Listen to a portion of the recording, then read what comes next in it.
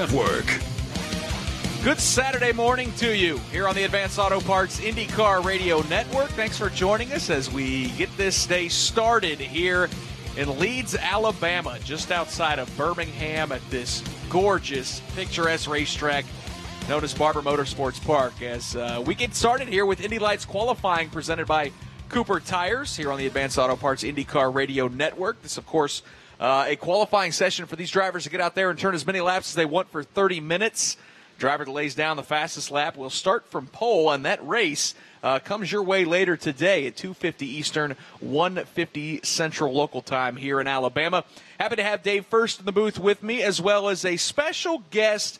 He is the 2017 Indy Lights champion. He knows this racetrack pretty well. Has made a couple IndyCar starts already here in 2018. Kyle Kaiser, thanks for joining us. Welcome to the booth. Yeah, thanks for having me up here.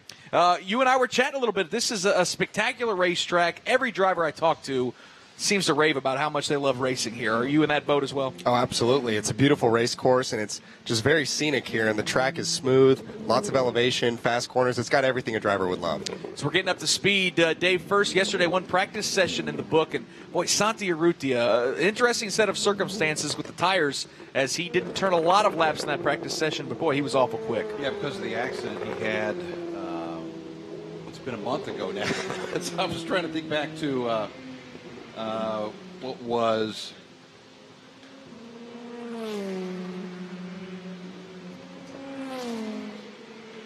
we're talking about Santi Urrutia and the job that he did and the accident he was involved in the streets of St. Petersburg, what is now a month ago.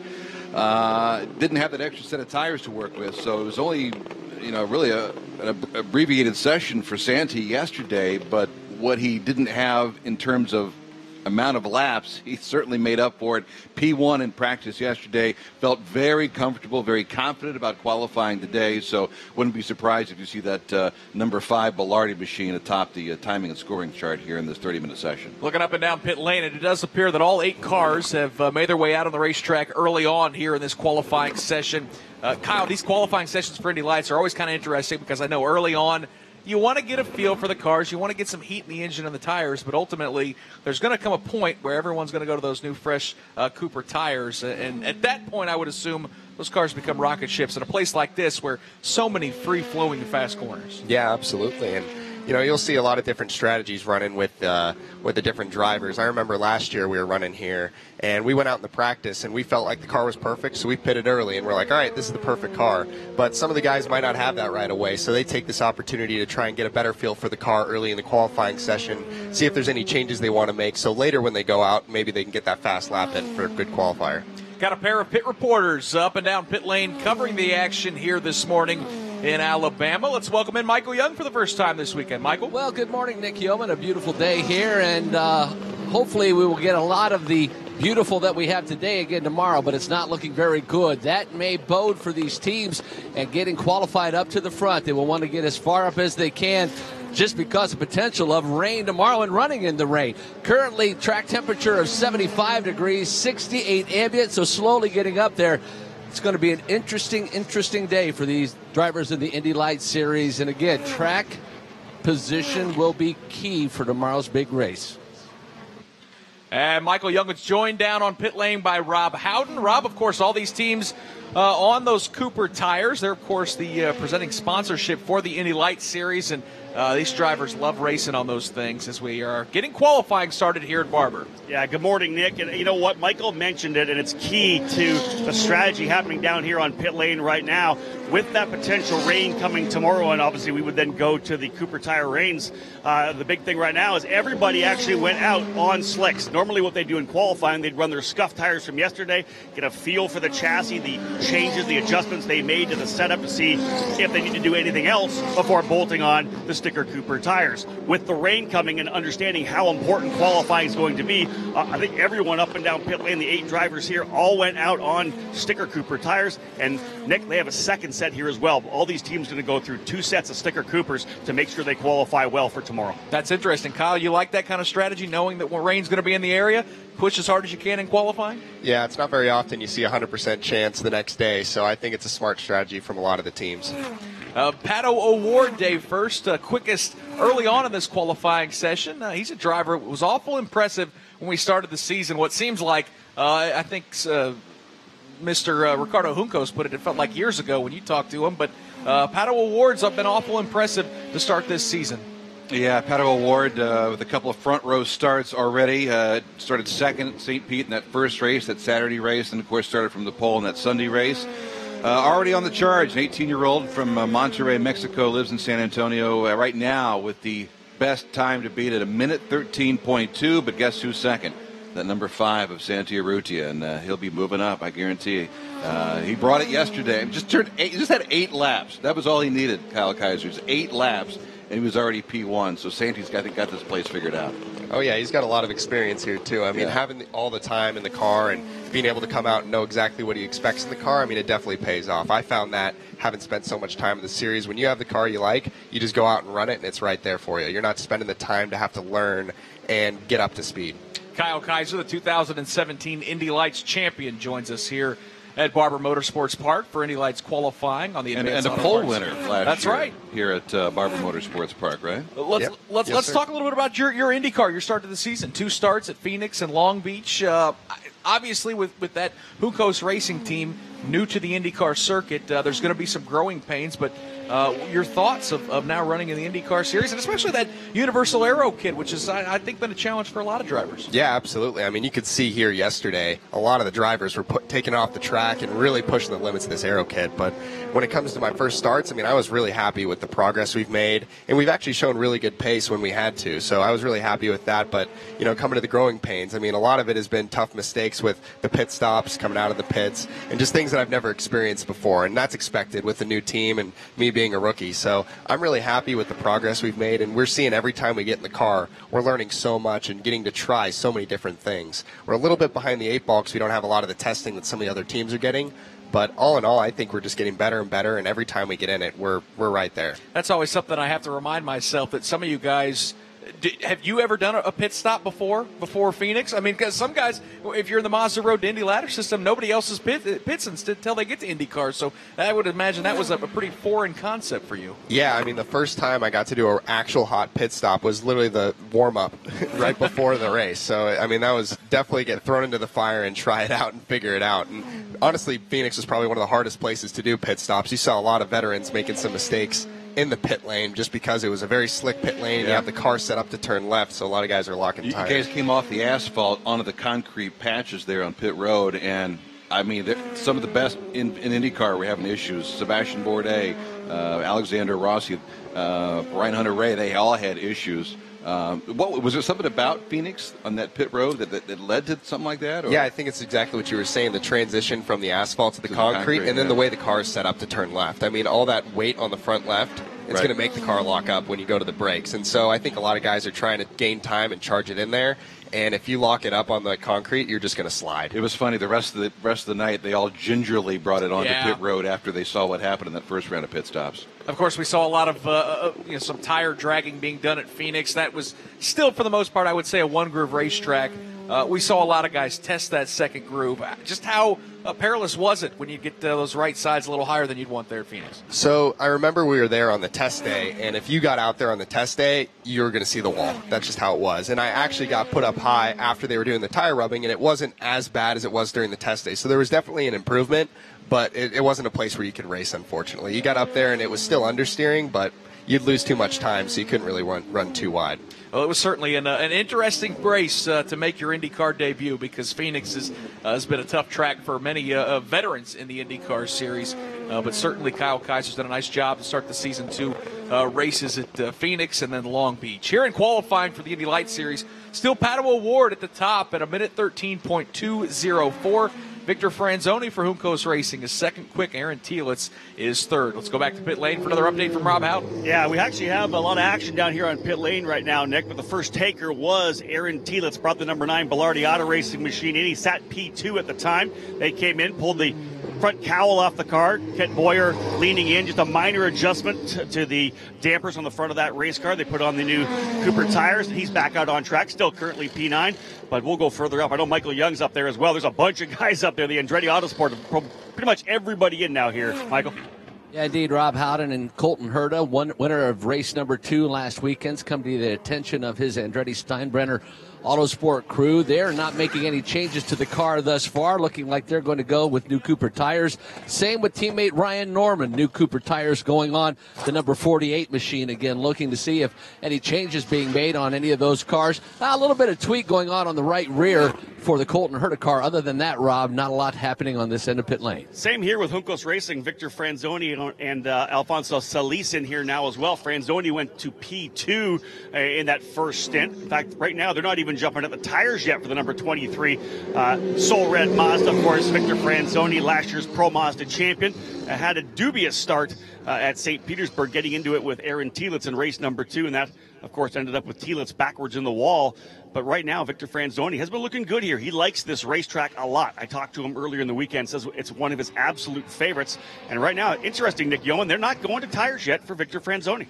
Pretty interesting is just how quiet the track has gotten. Right now, just 2 drivers out on the track making laps. Aaron Telitz is one of them. He just roared across the start-finish line and barreled into turn number 1. Telitz currently 3rd on timing and scoring. Dalton Kellett is the other driver still out on the racetrack. Dalton Kellett is 7th fastest right now at a minute 14.320. Kyle Kaiser joins us here in the booth. He's the 2017 Indy Lights champion, so you know what it takes to get it done and win a championship in this series.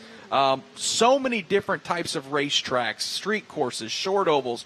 They'll race at the Indianapolis Motor Speedway here in a month. How did you like racing on these permanent free-flowing road courses like Barber Motorsports Park? I mean, it's fantastic, and I feel like that's where you get the most performance out of these race cars. I mean, you get a smooth circuit like this with lots of fast corners, and you get to take advantage of all the downforce and these great grip from the Cooper tires. So it's just fun for the drivers to get out there and push this car to the limit. You won the championship in your 3rd year. What was the key? How was that 3rd year different than, say, the first 2? And what did you learn throughout that 3-year process in Indy Lights? I think I changed a lot as a driver from year to year. The first year as a rookie, I found myself pushing really, really hard to get time out of the car and almost over-pushing the car and trying too hard and making some mistakes. To win a championship, you can't make too many mistakes. So I think just having that time in the car and knowing what I want out of it, it simplified the process, and I just went out there, and if I didn't have the car, I finished the races, and if I did have the car, I made the most out of it. And just keeping those consistent finishes throughout the year is what brings you the championship. Dave, that kind of sounds like Scott Dixon over the years, doesn't it? I mean, there's been a lot of weekends where he may not have the fastest car, but all of a sudden he finds himself in 6th and 7th, and those points seem to add up. Kyle sounds like a savvy veteran talking that way. He's just taking what I was thinking about you talking about the rain and forecast for tomorrow. You won the championship in the rain, just taking the points that you did at Watkins Glen. And I mean, how do you think the rain tomorrow will affect what happened? They call it the great equalizer, and in many ways it is, isn't it? It'll be very challenging for sure, and this is a really tough track to drive in the rain. Right. I mean, there's so much elevation. It is a really quick track, and the racing line's getting real rubbered in this weekend, so you're going to have to run a pretty honest rain line around this track, and I've tested here in the rain before, and let me tell you, turn 3, which is like not too difficult without the rain, becomes a very challenging corner, so it'll make for some really exciting racing. Yeah, that, of course, is an uphill and to the right, and I mean, I would think that car gets pretty light as it is, but when all of a sudden that traction is gone, you're kind of holding on for dear life. That becomes the hardest corner on the track, and probably turns 12 and 13, 11, that whole back section there is very challenging in the rain. So, it'll be whoever gets a better feel for it soonest will have the advantage, so it'll be exciting. I'm circling turn 3 right now. It's tomorrow. It's going to be interesting. Yeah. Sure. Oh, yeah. 16 minutes to go here in this 30-minute qualifying session. Michael Young, a busy pit lane all of a sudden looks like it's not as busy for you guys down there anymore. It looks like some of these drivers going back onto the racetrack as we're halfway through qualifying. Indeed, and a couple changes for the Andretti cars as Dalton Kellett finally comes in for the final time. That sound you hear is Ryan Norman as he heads back out to continue his qualifying session. A little front wing adjustment for Ryan Norman. They also adjusted the rear ride height. For Colton Herta, they adjusted the camber on the rear of that car. And for Pato O'Ward, bad news for the rest of the drivers out here at Barber Motorsports Park. Not one change to the car. New set of sticker Coopers, and he was away. Rob Howden? Yeah, more changes down here for Victor Franzoni. They are going to put the new rubber on it. It appeared at one point they had made a rear ride height adjustment. They were considering sending him back out just to get a quick feel for that adjustment before they went to the rubber. But with about 15 minutes remaining, they are going to go to new Coopers here for Victor Franzoni, the Pro Mazda champion from last year, currently P3. They've also laid out new rubber as well, I believe, for Aaron Telitz. Yeah, indeed, he'll bring the Rice Lake weighing systems, red and white Bilardi Auto Racing entry down here, and he'll work into his pit lane. So new rubber again for Aaron Telitz, who currently sits P2. It's Pato O'Ward, the fastest here in qualifying so far at a minute 13.204. Aaron Telitz sits second. Victor Franzoni is third. Colton Herta is fourth fastest. Santi Urrutia is fifth. A pair of Andretti Autosport teammates run sixth and seventh with Dalton Kellett and Ryan Norman. And the rookie making his Indy Lights debut for Juncos Racing, Alfonso Solis, is eighth quickest right now. Kyle, during these qualifying sessions, I know every racetrack is different, but typically, how much can these crews change on those cars when you bring it in down on pit lane during a live qualifying session? It can be kind of challenging. I mean, it depends how close your race car is. I mean, if you're just need a little bit more front grip, then they can definitely just add a little front wing. You might have time to make a spring change, but you know, that's usually a change you don't want to be making in a qualifying session anyway. If you're making spring changes, you're probably a little bit too far off. So you could definitely adjust the balance of the aero, but you're going to have to get a pretty good read pretty quickly on that first set to know which direction you want to go in. And that sounds like a perfect situation for Pato O'Ward to come in and say, this car's pretty good, just give me 4 fresh Cooper tires. That's the perfect scenario. You come in, you say, give me another set, I can maximize it. Dave, first, this has been an interesting qualifying session so far. A little surprised we haven't seen the speed out of Santi Urrutia. Fifth fastest. He's a good, as of right now, a half second off of that quick lap from Pato O'Ward.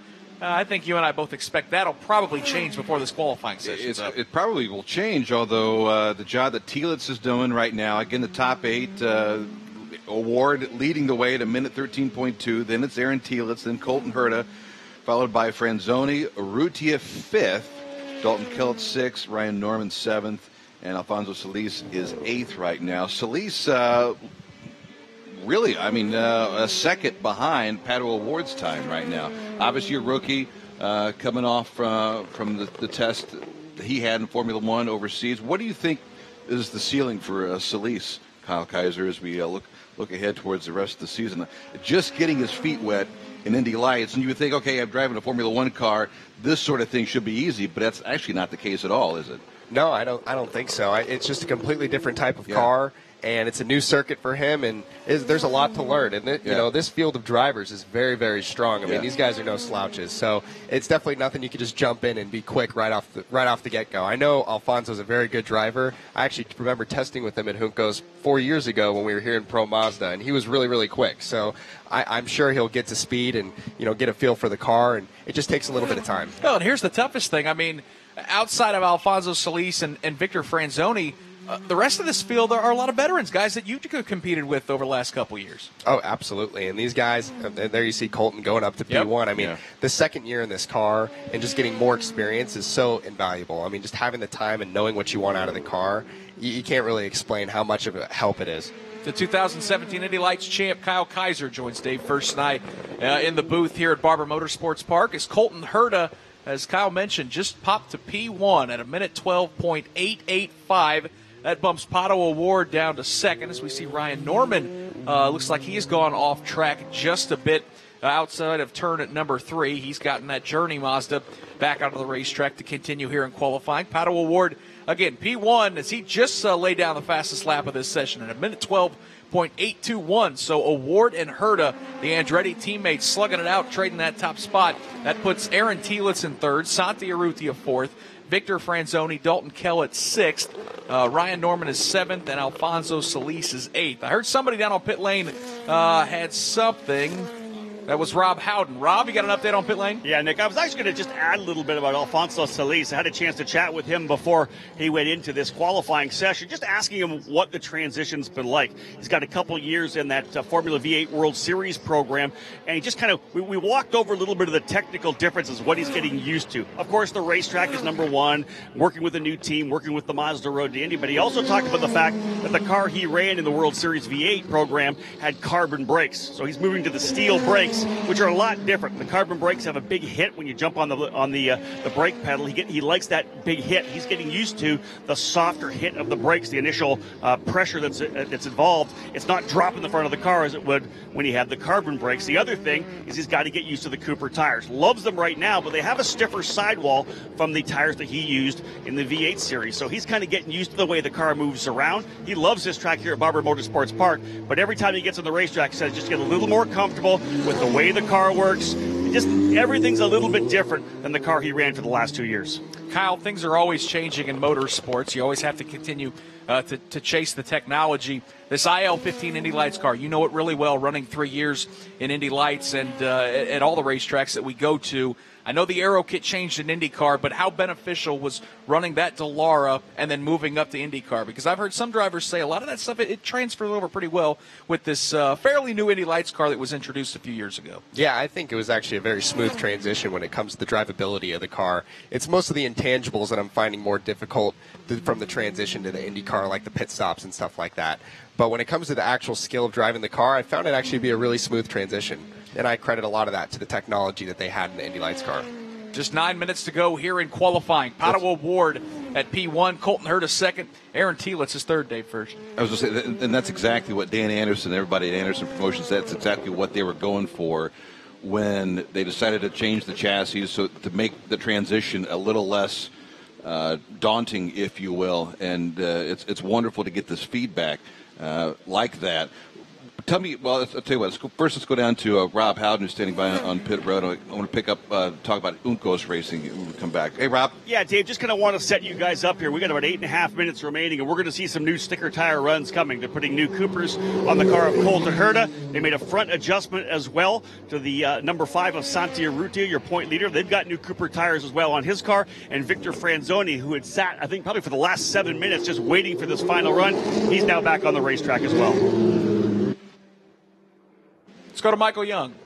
Yeah, Nick Yeoman for Colton Herta. No changes on that car. And there's a little bigger sense of urgency down here with just 8 minutes remaining in this qualification session. Ryan Norman going for another ride height adjustment on the rear of that car. Pato O'Ward back to the attention of that Andretti Autosport crew, going to new sticker Coopers as well. So all of the Andretti Autosport drivers going to those new Cooper tires, waiting to see if there's any adjustments on Pato O'Ward. But for Colton Herta, he was clean and just got back out there. I think that stop took them about a minute, and they were back out ready to qualify again. Again, Pato O'Ward leads the way, minute 12.8. Colton Herta's second quick, just a couple of hundredths of a second behind Pato O'Ward. Just pick it up on Uncos Racing and the job. The only team, by the way, to win a Pro Mazda and a Lights Championship together like they did last year. Then you make the transition into IndyCar with Ricardo, and I've got a great deal of respect for Ricardo. Has that helped, too, making that transition? Okay, yeah, it's come off the IL-15s into the IndyCars, but also being a part of the same team. That's going to be a great benefit as well. I think it's actually made a huge difference. And just staying with Ricardo and in a familiar program with people that I know has just made the transition so much easier, because I'm not in there trying to learn a whole new program, way to communicate. It's all the same. So that's definitely reassuring, getting in the car and looking at the timing stand and seeing some of the people that I've been working with for 4 years up on the timing stand and talking to me. It's not like you have name tags on everybody. Hello, my name is Kyle. I'm the driver. Yeah, everybody knows everybody. That's a good point. And I know they're going to give me honest feedback, because they know me, I know them, and they're not going to tell me, oh, you're doing a great job, like, you know, you're doing well. It's like, no, if I need to work on my pit stop, they're going to be like, you need to work on your pit stop, you need to work on this. And having that honest communication has been super helpful. Absolutely. I think one of the neatest things, I mean, we talk so much about you as drivers and your climb up the Mazda road to Indy, but the cool thing about this ladder system is not just for those crew members, but for team owners as well. We see Brian Bellardi's going to get involved with the Indy 500 with AJ Foyt, and Ricardo's got that similar story of year by year working his tail off and building that organization into what it is now. And I would imagine being a part of something like that has to be pretty special for a guy like you. It's extremely special, and I'm super happy for him to be able to make that climb. And you can see a lot of the teams are wanting to make the climb up as well. So, I'm really happy for him, and I'm just looking forward to some more years in the IndyCar Series with that team. 6 minutes to go here in qualifying for the Indy Lights Series presented by Cooper Tires.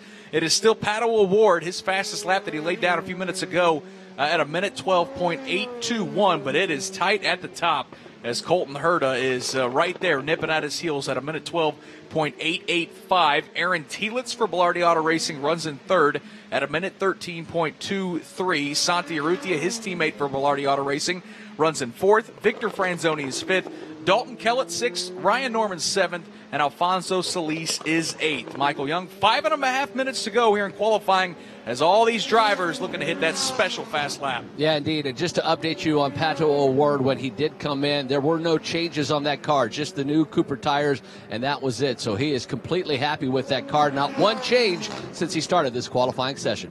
Kyle Kaiser, this is kind of go time. I imagine as a race car driver, this is what you like. There is no more visiting pit lane. There is no more making changes to the race car. It's all on you, and that's the pressure situations that I know you guys really like. I think that's the situation everybody would love is, okay, no more pit stops. The car is what it is. Push it as hard as you can and get the lap time out of it.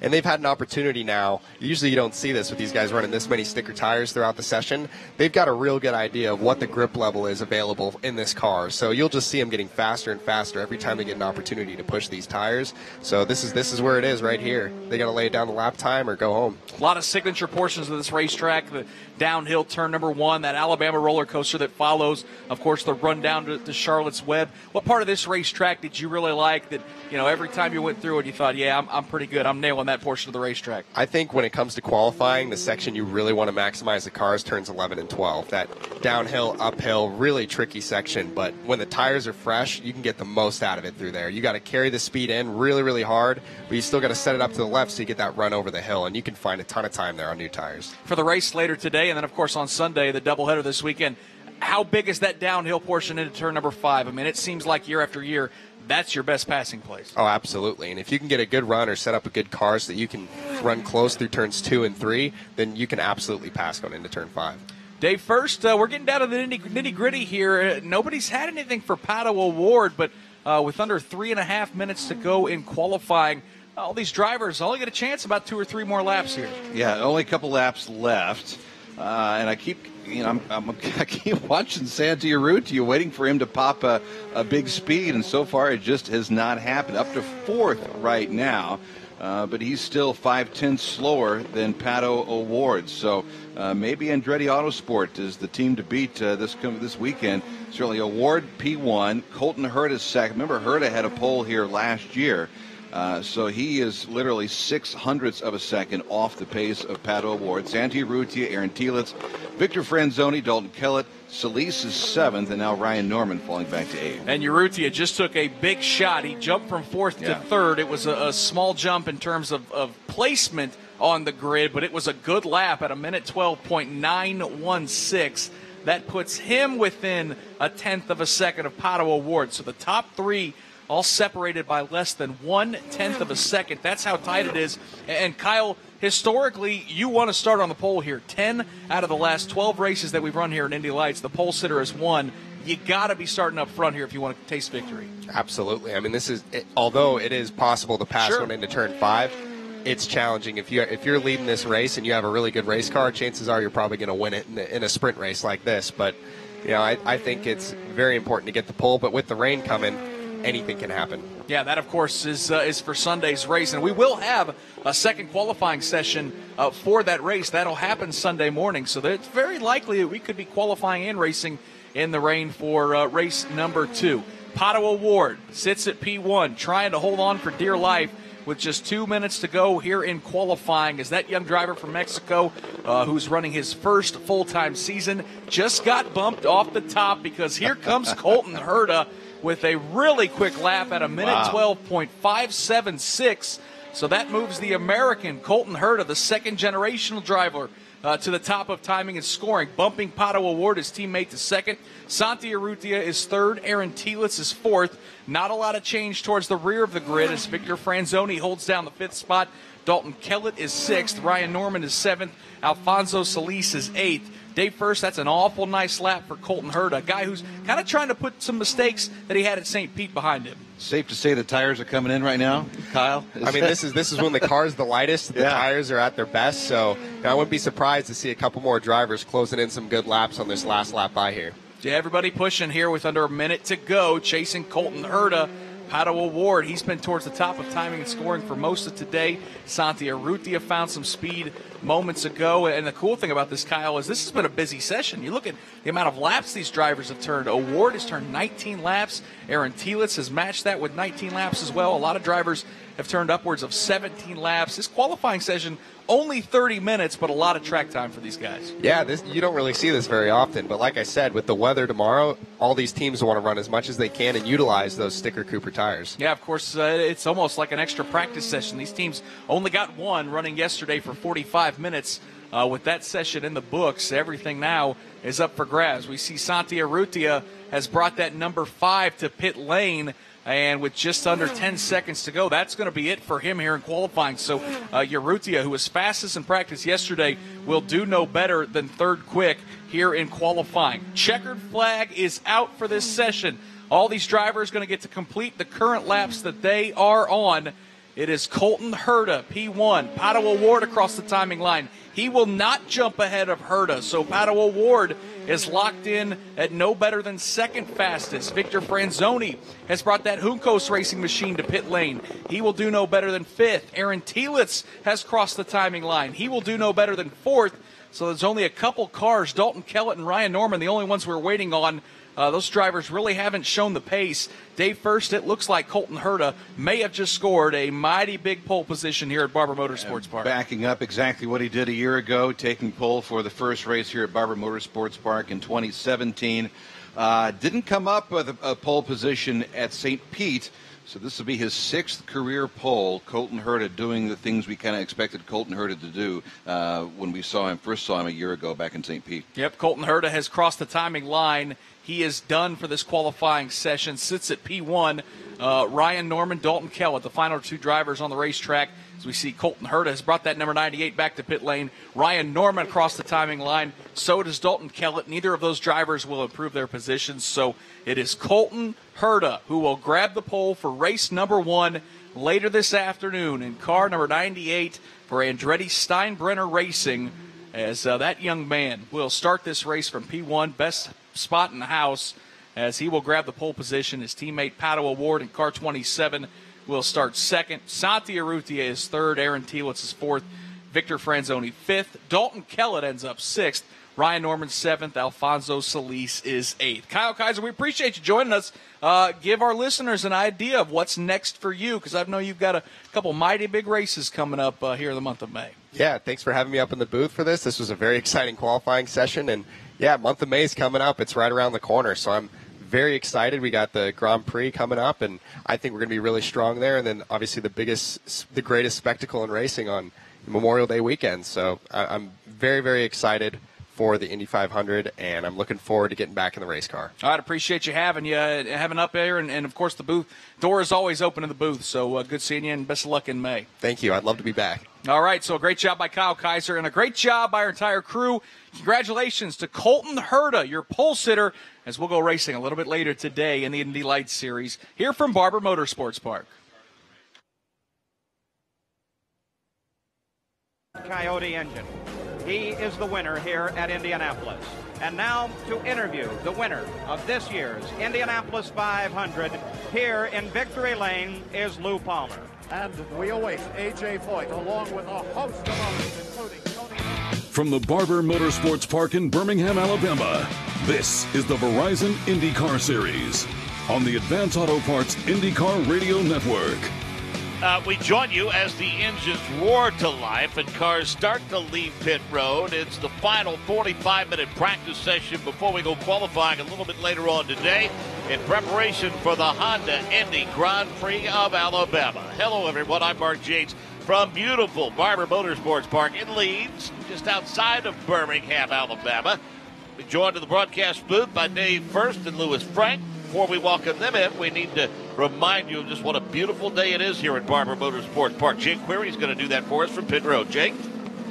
Be spectacular if we could just simply bottle up this weather and carry it over until tomorrow. Basically the same conditions that we saw yesterday, less the fact the track at this point not as warm naturally as it was for yesterday's afternoon practice session, but 66 degrees is the ambient temperature. The track surface average is 89 degrees. Now, there are areas of the track, notably through turns 2, 3, 4, and 5, where it's a little bit warmer, but still the overall average track temperature is 89 degrees. A little bit different rubber has been laid down from some of the different series that have already run here at this track today, so we'll see how that affects things. The real trick is going to be, Mark, of course, the fact that, yes, indeed, there is the expectation that we could have a wet race tomorrow. So we'll see what that means in terms of how people want to set up their race cars for qualifying, how much emphasis they will put on qualifying. Of course, you might have a little bit of a break there if you don't have a great qualifying session, that things might become a little topsy-turvy in terms of the conditions tomorrow. One other thing I think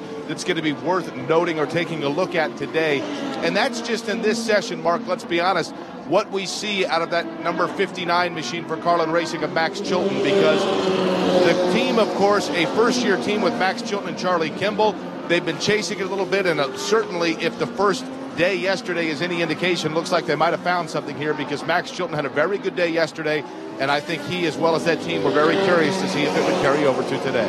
Max Chilton in the combined sessions, 11th quick. Dave First joins us now. And Dave, I guess one of the big questions is are we going to see a repeat of yesterday in terms of troublesome Turn 5 here at Barber Motorsports Park? A lot of gravel from that gravel trap, the runoff area, thrown up onto the racetrack as they were retrieving cars left and right from it. And it wasn't just from the guys that have been in the series maybe 1 or 2 years. We're talking some seasoned veterans that are having some issues through that Turn 5 Charlotte's Web area. We saw James Hinchcliffe, Simon Pagino, Tony Kanaan, among others that have had some issues. This Universal Aero Kit, a lot less downforce, and these guys are having to deal with that here for the first time this weekend. Happy to have with us our good friend, respected motorsports journalist, one of the best in all the land, Louis Frank. And Louis, quite a contrast from where we were just a week ago in Long Beach. You have literally traveled the world, been to every racetrack, and some maybe no longer in existence. You're saying I'm old.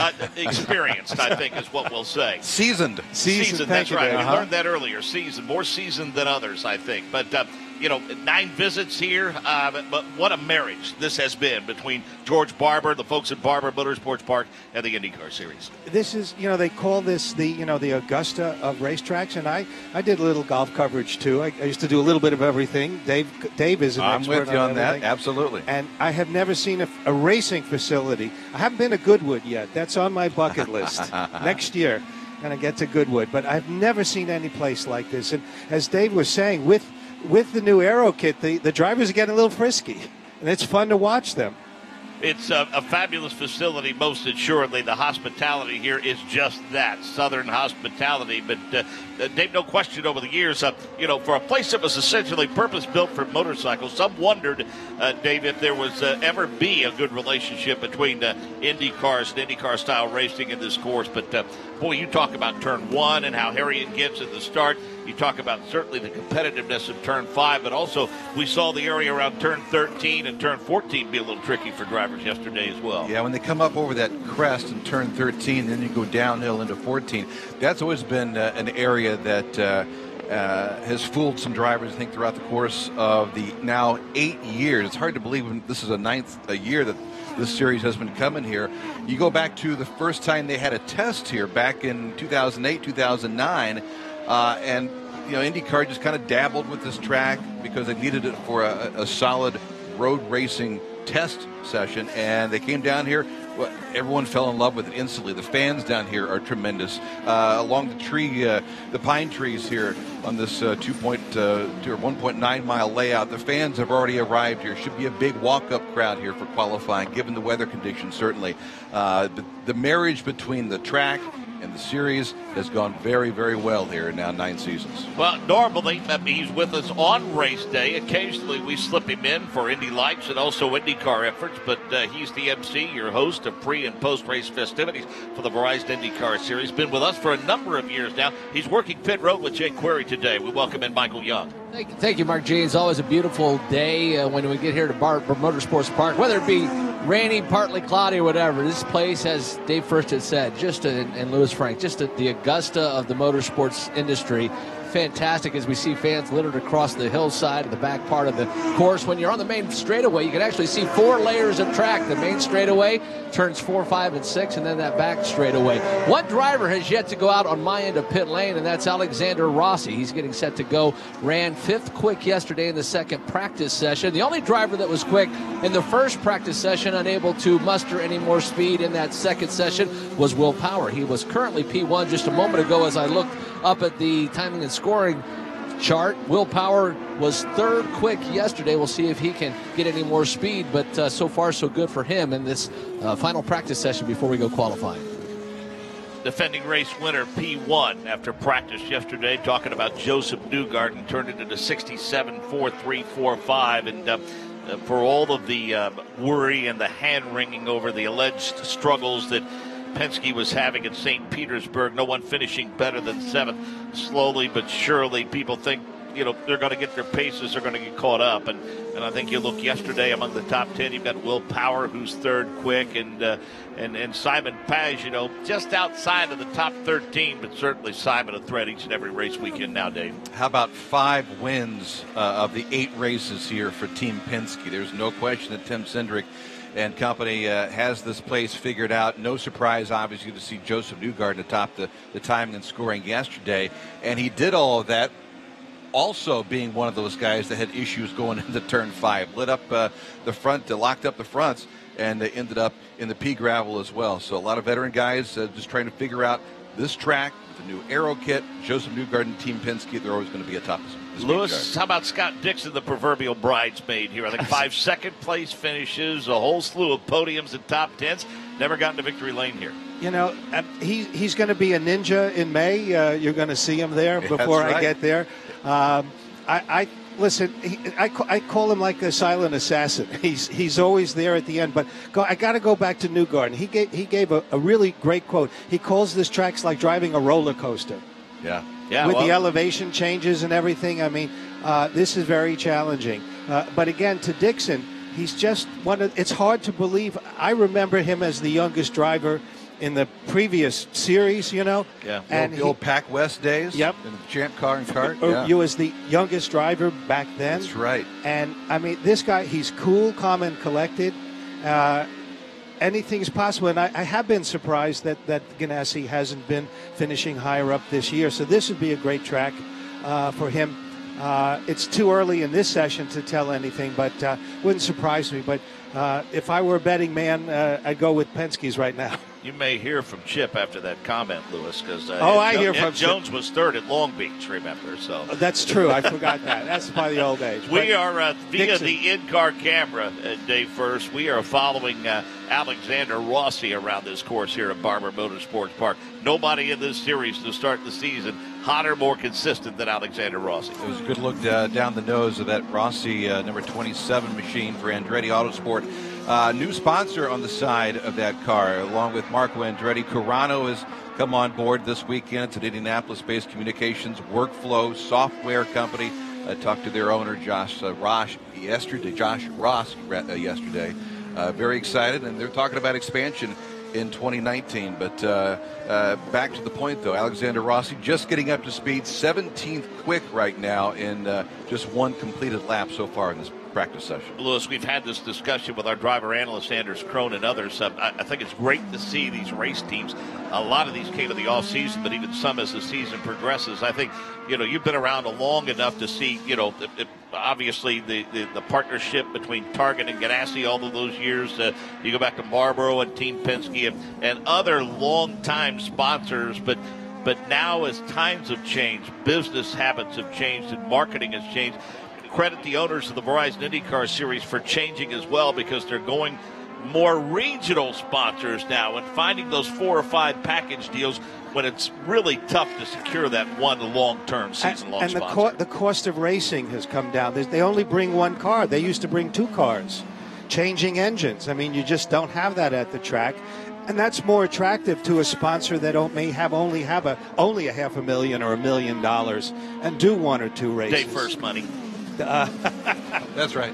TV they make the big money. That's right. Ink stained wrenches and Lewis, the term is used to. Get used to that term. You got to give these owners credit, because it seems like every week we're having some sort of sponsorship announcement that's of significance to help these teams a lot. Let's go back to pit road, check in with Jake Query. Taking a look at Zachary Clayman DeMello's day, as a matter of fact, that last lap he turned just put him into the 17th position in terms of this particular session. But it's been a circuitous route for Zachary Clayman DeMello to end up with that part-time ride that he has right now, essentially sharing it, depending on the race weekend, with Pietro Fittipaldi. He is in the 19 machine. But you go back and look at it, this is a young man out of Montreal that had originally tested 2 years ago and did so with Schmidt-Peterson Motorsports. Then, of course, got his debut last year in the finale, running in a one-off with Rahal Letterman Lanigan Racing. He had won an Indy Lights race at Road America, then landed the deal here to run for Dale Coyne in a handful of races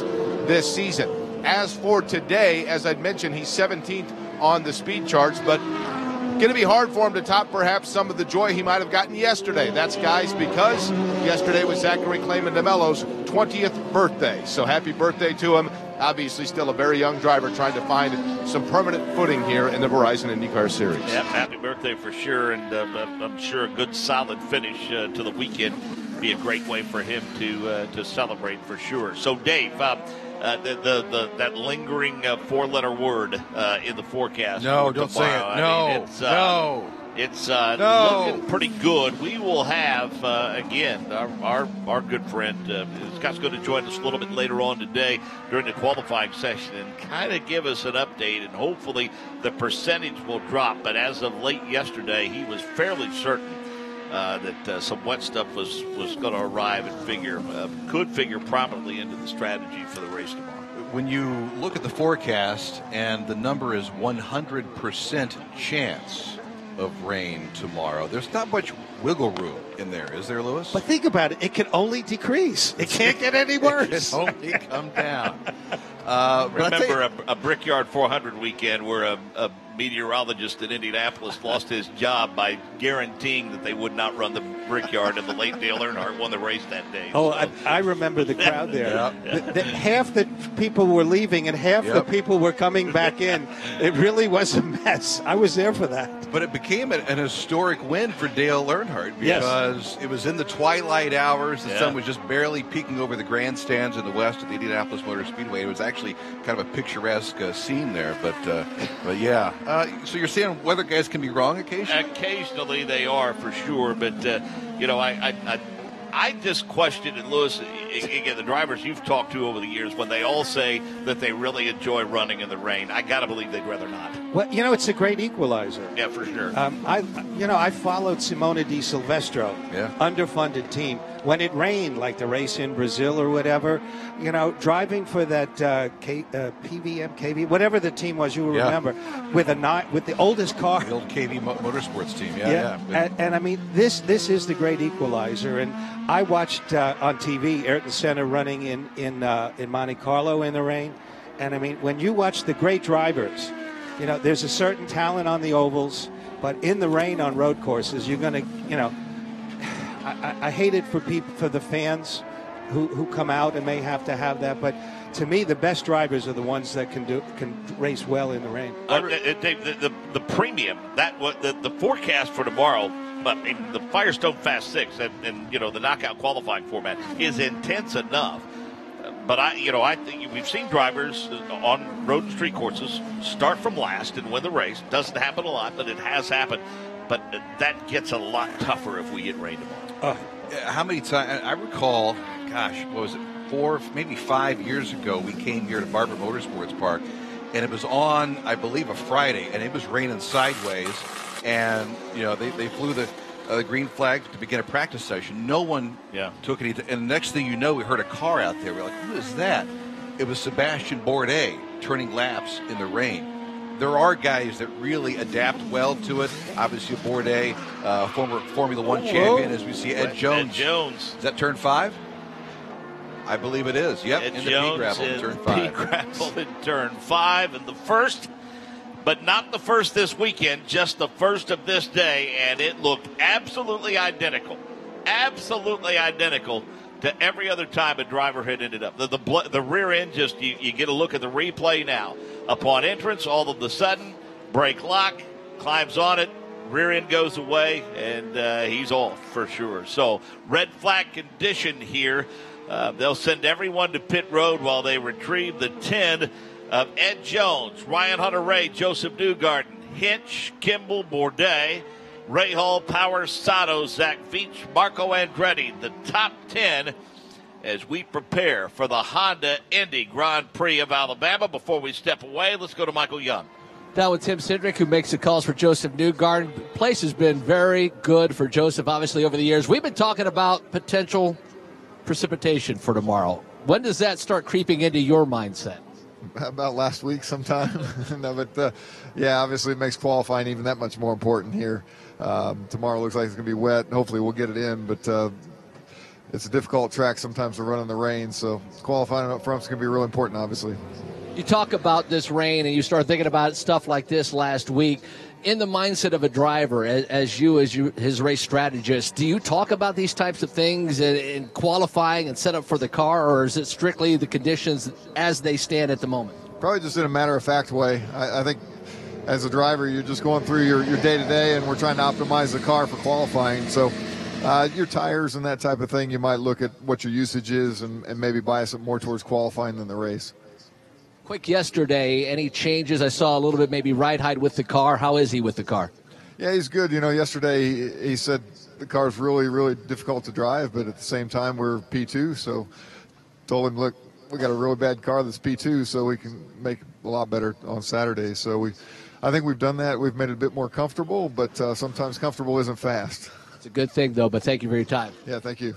Tim Sidrick, he's a race strategist, head of Penske Racing. A little bit about the rain. To start thinking about it a week early, it seems like it's a lot, but you know that's what these teams and these crews are already doing, guys. AMR safety team brushing off the tires for Ed Jones now that they've retrieved him from the runoff area. And we hope to be back to green flag conditions momentarily here at Barber Motorsports Park.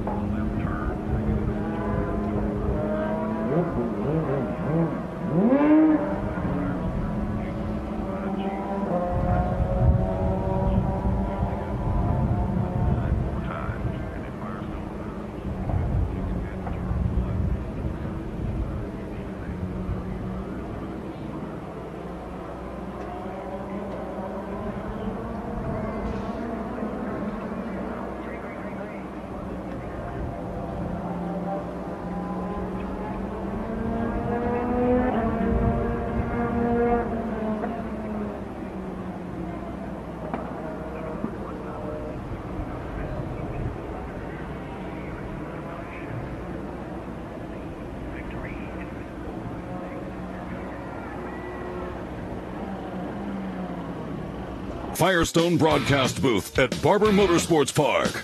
This is the Verizon IndyCar Series. Ed Jones back underway. He's able to drive the car back to pit road where it will get the obligatory look-see from his crew as we are 1 minute from going back to green flag conditions. And again, Dave, turn 5, boy, you come up over the crest of that hill, you start the downward slope into turn number 5, and you climb on the binders, and then all of a sudden that rear grip is all gone. The AMR safety team pulled him out of the pea gravel and got him restarted, but then he kicked up for about a half mile or so. Pea gravel all around turn 5, 6, and 7. So I just saw the AMR guys. They may have to do some house cleaning in the next 60 seconds before we go back to green. Push brooms and onboard starters, I think, are going to get a workout by the AMR safety team throughout the course of this weekend. Talk about the Firestone tires this weekend. 8 sets of primary tires. There's 7 allocation sets and 1 set remaining for the open test. Now, there are 4 sets of alternate tires, 5 sets of rain tires, which Dave first insisted I not talk about, but I'm going to anyway. Stop it. But because of testing,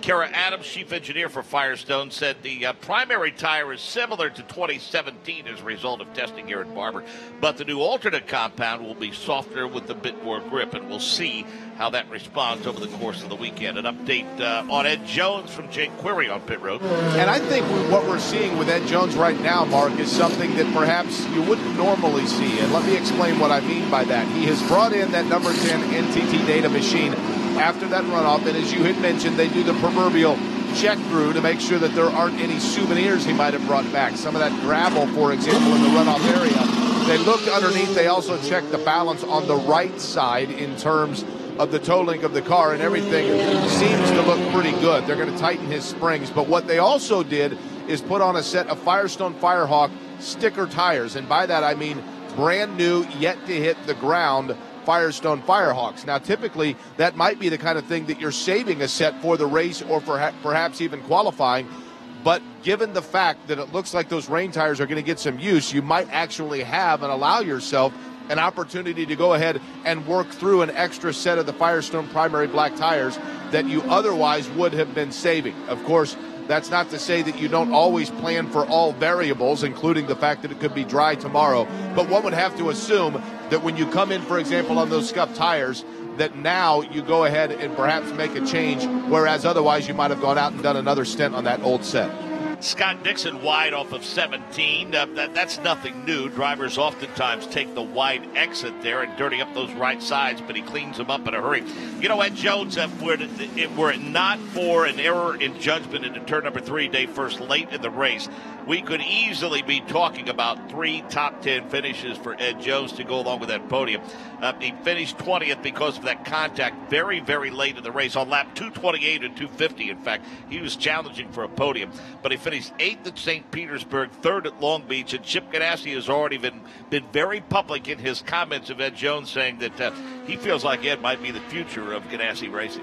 Well, I remember, they made the change in the offseason. Tony Kanaan, we knew wasn't going to be around for Chip Ganassi Racing in 2018. The NTT Data sponsorship, NTT Data loves TK, but the contract stays with Chip Ganassi Racing. So Ed Jones hops over. We're all thinking, well, Ed, is he ready for this type of jump? Is he?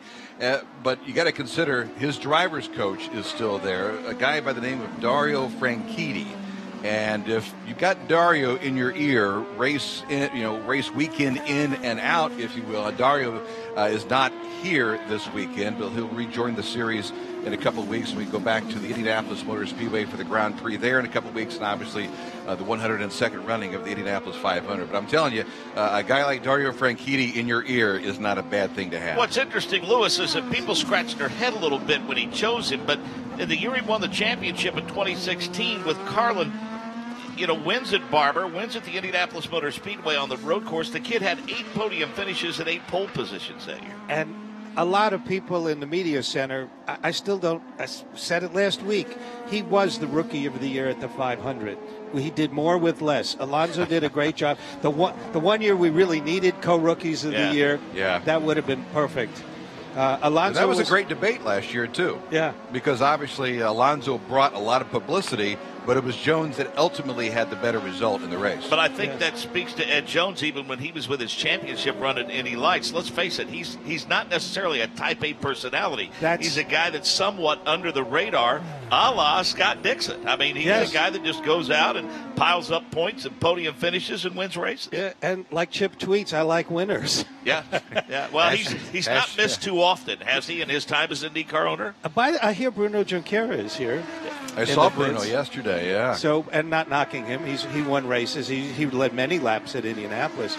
But yeah, Chip has done pretty well. Le Mans wins, some Daytona 500 wins. Yes, he's very good. Used to drive. Yeah. I thought it was cool for Le Mans this year. TK is still going to race for Chip overseas. So even though he's not with the IndyCar team anymore, Chip went ahead and did pick him up for Le Mans later this year. We're getting a look at the replay of the issue that Scott Dixon had as the cars returned to pit road, and the Wolfpack is taking a look at it as we've got a car that's made some contact off the course against the Armco.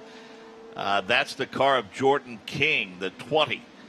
Fuzzy's vodka machine. That car has come to rest with substantial left side suspension damage, and as we see him start to climb out of the car, again, they're looking at Scott Dixon's car on pit road as well after his pronounced off. We were looking at that replay. He got more than just the right sides after a glance at the replay. All of the car got off course, but then going back and looking at the issue involving Jordan King. We're getting a look at that replay now, and just, coming up the hill, got a little wide there. And you don't see that very often there. It almost like the car accelerated once he got off course, and it shot right into the guardrail. Jordan King, again, did climb out, but as you mentioned, Mark, substantial damage to certainly the left front suspension. So obviously his practice session has come to a head as Jordan now makes his way back to the AMR safety team. Now we're riding on board here with Graham Rahal, who makes his way through that same area, turns 2. I'm sorry, that's 16 and 17, isn't it? So. They are working the wheel for sure, as we saw them do all day yesterday. Let's get an update on pit road from Michael Young. Not a lot of major changes in a lot of the cars up and down pit lane. A couple of ride height adjustments I've seen, but now the Dixon machine, the guys have the engine cowling off, and they are adjusting the dampers on the number 9 PNC Honda for Chip Ganassi Racing. So Dixon not really happy with, I guess, the ride thus far. So they're not taking a big swing at it, but they are adjusting those as we speak. We expect him to be out here in a couple of minutes or so. Jordan King gave it a good run at St. Petersburg before an issue relegated him to 21st place. Really had trouble finding pace a bit at Long Beach. He started, qualified 12th, and finished 20th there. But Ed Carpenter awfully high on Jordan King and what he brings to the table for that race team. I'm not sure Sebastian Bourdais is high on Jordan King right now. Sebastian Bourdais was not high on a lot of people after that race, for sure. He lit up the Twitter sphere quite a bit. Yeah. He was lobbing hand grenades after that race. Naming names. Oh, yeah. Naming names. Well, you know, the one thing in racing, you don't want to see misfortune, but you do like seeing drivers be themselves. Absolutely. And there's this media training that they go through, you know, and some drivers, it's like 5 minutes of sponsor names, there's no verb. With Bourdais, you never have to worry about that. Here's the thing. We'll catch up with this momentarily. Back down to pit road. Jordan King is A-OK. His car owner, though, Jake Query's with him, Ed Carpenter. Ed Carpenter's been on the headset. He's gotten a chance, I'm sure, to look at it as well. First off, Ed, the good news is Jordan's okay, but do you know what happened? Yeah, he's okay. We didn't really get to talk to him much. Just saw the one little replay and looked like he just got into two a little bit too hard, but hopefully damage isn't too much, but we'll for sure have enough time to get it ready to go for quals. Let's go back to just the relationship you have with him. This all began because of the fact of a common relationship with his business manager who you'd worked with Mike Conway as well. And truthfully, I don't know how much you'd seen in body of work of Jordan King. So what about him has impressed you and perhaps even surprised you to this point?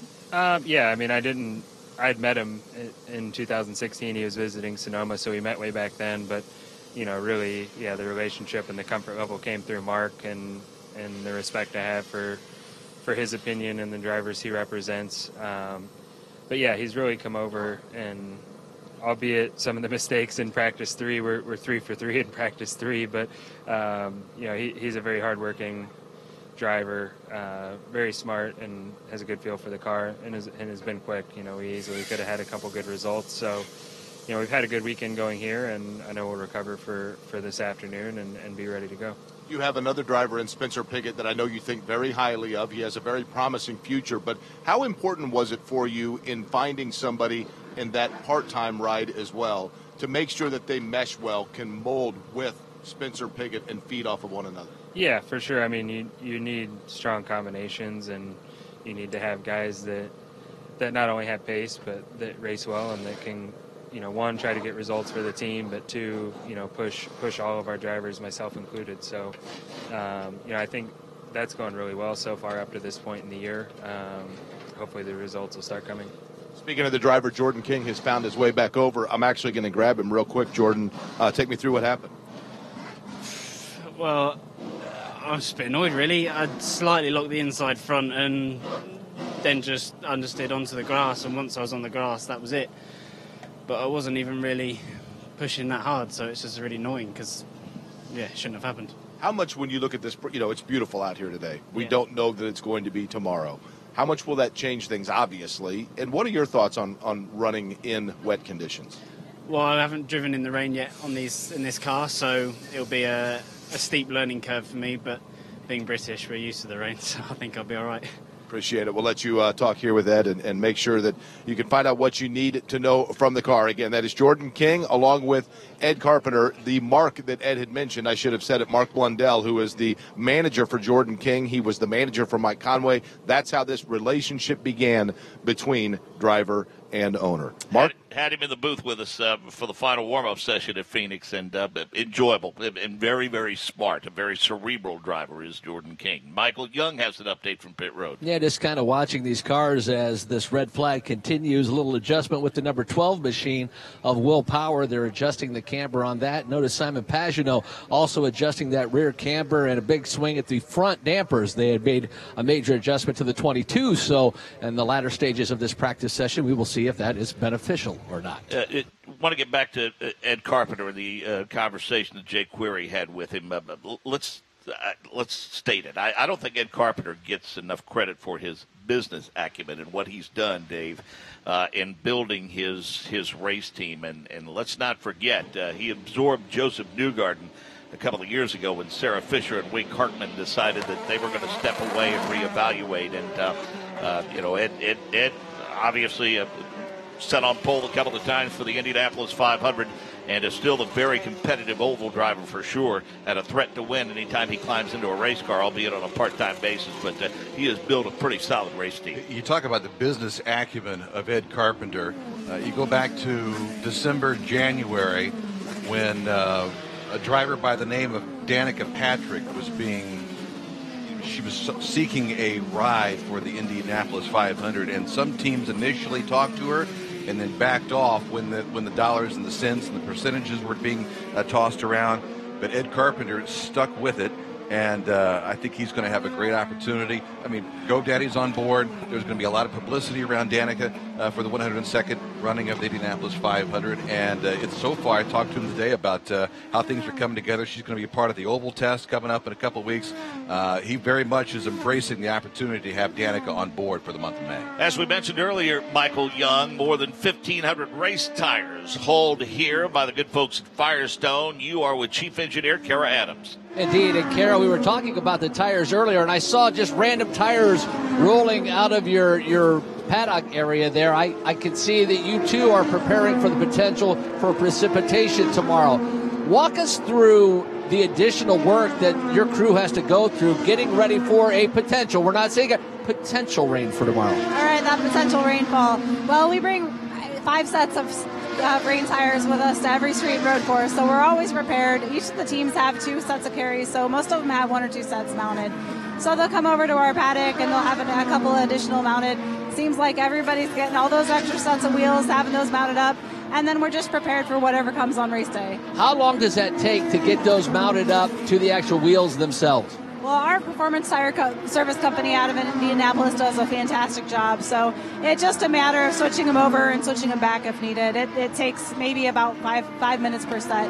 Fingers and toes crossed we don't get rain. Yeah, I'd like to have a dry race, but we'd like to see rain too, so we'll see. Thank you for your time. Thank you. Kara Adams from Firestone, guys. Good stuff. Preparations continue now here at Barber for Sunday's race. We, of course, are preparing for the Honda Indy Grand Prix of Alabama.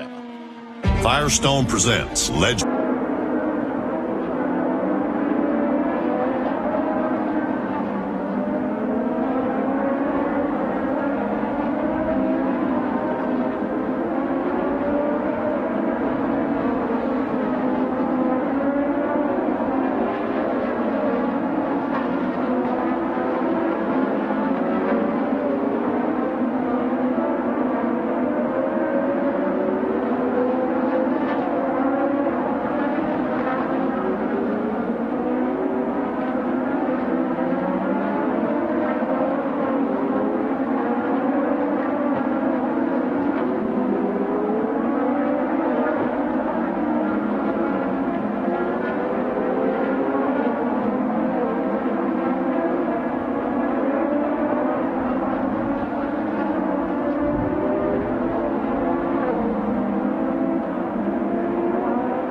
Broadcast booth at Barber Motorsports Park. This is the Verizon IndyCar Series.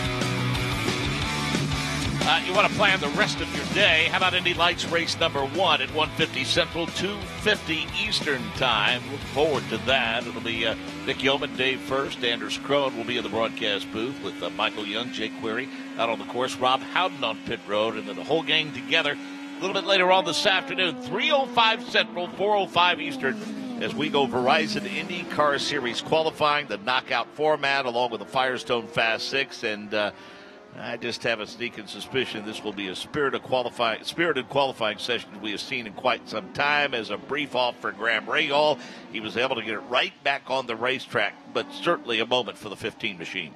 Looked like he was going all rally on that for a while, and a bit of a crazy ride for Graham Rahal, who was, you go back a couple of years, he had a couple of remarkable races here. Has not won yet at Barber Motorsports Park. You figure it's probably more of a question of when, not if, he'll ever win here. But so far, he's given it a nice ride. Will Power leads this practice session with just under 10 minutes remaining. Robert Wickens, how about another rookie that's doing very well so far in this young 2018 season? He's second quick. Scott Dixon third. Ryan Hunter-Reay fourth. Alexander Rossi, the points leader, he is fifth. Well, Lewis, if the stated goal is perhaps parity, I know there were a lot of goals with this new Aero kit, but we talked about this with our driver analyst Anders Krohn a bit yesterday. From your perspective, in the battle for the points championship, the top six separated by 47 points. Andretti, Penske, Rahal, Letterman, Lanigan, Coyne, Schmidt, Ganassi all represented among those top six. Yeah, I'm very impressed. But it's very early days, as the Brits say, in the season, and we got to see a little more play out. I mean, you got the big three, but Schmidt-Peterson is looking very strong. Again, with Wickens, and I've got a legal lesson for you guys. In law school, we used to talk about a distinction without a difference. Calling Robert Wickens a rookie is a distinction without a difference. There. Yes. That's the least boring thing I can tell you about law. Do we have to pay you for that? No. Okay. I'm not licensed in Alabama. Okay. Yeah, and it's free as you get what you pay for, like my appearance here. Yeah, no question. He is rookie in distinction and in name only for sure, and he certainly, by and large, has been impressive right out of the gate. But you talk about chemistry issues, Dave, and you cover traditional stick and ball sports throughout the course of the year, and certainly chemistry. If chemistry is important, I think they got to feel good about the chemistry they've created there with lifelong friends Robert Wickens and James Hinchcliffe. What is it? Hashtag Team Canada for Schmidt-Peterson Motorsports, and I mean those two. It would have been great to be a fly on the wall in some of those debriefs between those two, because I'm sure not only are they learning something, but I would think the jokes that are flying around between Hinch and Robert Wickens are pretty good at the same time. Well, what do you think about Kanaan and Least on the same team? They can talk Portuguese. Well, you've got a variety of accents with AJ Foyt Racing. You've got Portuguese between Kanaan and Laced. Exactly. And then, of course, you have AJ talking Texan. Right. So there's all sorts of languages being spoken. Once upon a time, I asked Sato, who drove for AJ, does he understand? He says, when you talk about mechanical grip, he's got it, because this is what they did when AJ was driving. He said, when it came to aero, I spoke to engineers. Yeah, for sure. We've got about 5 minutes remaining in this final practice session before we go qualifying later today. Power, Wickens, Dixon, Hunter-Reay, and Rossi, the top five, 67.3430. The top time, by the way. Newgarden, Pagenaud, King, Hinchcliffe, and Sato, the top 10. King, though, is done after that visit to the guardrail. Let's see. Rahal, Kimball, Bourdais, Chilton, and Beach through the top 15. Then Andretti, Kanaan, Mateus Laced, Gabby Chavez, Ed Jones, Zachary Clayman DeMello, Spencer Pickett, and Renee Bender through the 23rd position. We saw a brief off and some brake smoke out of Charlie Kimball. Maybe not a brief off, more brake smoke than anything else. And we see a lot of a puff of smoke from off the braking areas on these race cars, Dave, throughout this course. A team that might benefit the most from rain tomorrow might be the aforementioned AJ Foyt race team, because traditionally on road courses, certainly here at Barber Motorsports Park, Foyt's team has not done very well. Throw a little rain, they say it's a great equalizer or whatnot. I would have to think that Kanaan certainly might be looking forward to a little rain tomorrow. Mateus Lace is a rookie. Who knows what he has in store on a rainy condition like that. But AJ Foyt, again, 17th and 18th in practice so far today. Long way to go to pick things up here this weekend. Yeah, they really struggled. I think TK's reaching his comfort level with this team. You know him well, Dave. He's your driver analyst on RTV6 every month of May. Has been for a number of years now. But you're talking about an 11th place finish in St. Petersburg. He finished 8th at ISM Raceway in Phoenix. And he also finished 8th at Long Beach, as we see Simon Pagenaud with a big off as well. He was able to gather it back in and get back up to speed. Yeah, Kanaan has... for whatever reason, and there are a couple, he has really become comfortable this season with AJ Foyt Racing, and particularly AJ and obviously his son Larry Foyt. as well. A lot of that has to do with Kanaan bringing over some guys that he has been around. Eric Cowden, obviously, is race engineer. Some other guys that have been with TK for the last couple of seasons. So there's a lot of familiarity there. There are a lot of guys that know what Tony wants. Tony can talk about what he needs in the car, and they all quickly understand. So because of that, I think there's that familiarity. They all feel very comfortable about it. But again, we're on the road courses. That's where they're going to struggle, but that's where this team has struggled throughout the course of time, really, the last several years of AJ Foyt. And that includes the road course at the Indianapolis Motor Speedway. They were way off in testing there last month. So, but TK, very happy with this new era of his career, which is going to be at least 2 seasons, maybe more. He's not putting a period at the end of that 2-year contract. So the possibility of TK being around this team for more than 2 years is certainly out there. Well, his physical conditioning certainly is not an issue with the way he participates in triathlons. Approaching turn number 5, Jake Query, as we speak, some issues for Charlie Kimball. He has pulled it off the racetrack at the approach to turn 5. Some of the struggles continuing for that Carlin race team. The red flag, as a matter of fact, is going to come out. One other note on Tony Kanaan, talked to him earlier this morning, and then talking with his wife Lauren. And I know that last week, I believe this actually was kind of officially announced, but congratulations to both of them, as Tony Kanaan will become a father for the 4th time, and it will be the 3rd child for Tony Kanaan and his wife Lauren, as they are expecting that sometime, should be around towards the end of the race season, as a matter of fact, late August, early September, in that window. But congratulations to both, and I know that race fans have come to enjoy sometimes the family life of each and every driver here in the Verizon IndyCar Series. Charlie Kimball 17th after the combined sessions yesterday, and he had climbed up to 13th in this session, and he just pulled it off the racetrack once he lost power, and he is waiting for the AMR safety team to hook up the tow strap and see if they can't get him back underway. I wonder if they ran him out of fuel, perhaps, which is something that happened, ironically enough, at Long Beach last weekend. So, as checkered flag is also out, Mark James. Yep, red and checkers on this session. There was only about 90 seconds or maybe 2 minutes left in the session, so it perhaps made sense for them to go ahead and throw the checkered flag there, thinking it was going to take a few minutes to get Charlie Kimball pulled back around, because there's so many forms of racing here this weekend. Rarely is the track going to be quiet with the Mazda Road to Indy and MX5 and other forms of racing here this weekend. It's a great deal for the fans, most assuredly, Lewis. I mean, they see racing all day, every day. You know, when I started covering racing, when Barney Oldfield was running, I mean, they ran one car, you know, one kind of thing. And now it's all weekend long. You got, as you said, the Mazda. You've got the other support series. So there's something for everybody. Makes hotel rooms more expensive sometimes, like in Long Beach. But I mean, the people who come out support us, and they should be entertained all day long. Yeah. And you have it here, and at least yesterday and today, they've had a great show. The hillsides are already filling up, Mark. Great to see you. Oh, yeah. And I mean, the people that come out here, I mean, a lot of these folks are repeat customers, and they have their positions staked off. And we noticed when we came in early yesterday, Dave, some of the canopies up there above the turns 2 and 3, they've already been placed for the weekend. You know, people may come out either Thursday night or Friday and set those canopies, and by and large, they'll leave them there for the weekend. Literally put their stake in the ground for their spot come Sunday. Yeah, absolutely. It's become one of our favorite visits for sure. Let's hear from Sebastian Bourdais. He's with Jay Query. That Sealmaster machine, as a matter of fact, was the 9th fastest in this session. Sebastian Bourdais, let's begin with this. I know that you were frustrated at the end of Long Beach. As a driver, how big a challenge is it to just put behind you the previous race and say, you know what, clean slate, let's start over? No, it's pretty easy. I mean, you know, that's frustration, especially when, you know, kind of the parties involved agree that it was a bad call, but, you know, can go back in time and change it. So at the end of the day, got to move on and, you know, think about the next one and get the car as fast as we can here in Barber. How much does qualifying, you know, this is a track, obviously, where qualifying is typically pretty important. But does that change a little bit because of the fact that we might have Mother Nature becoming a factor tomorrow?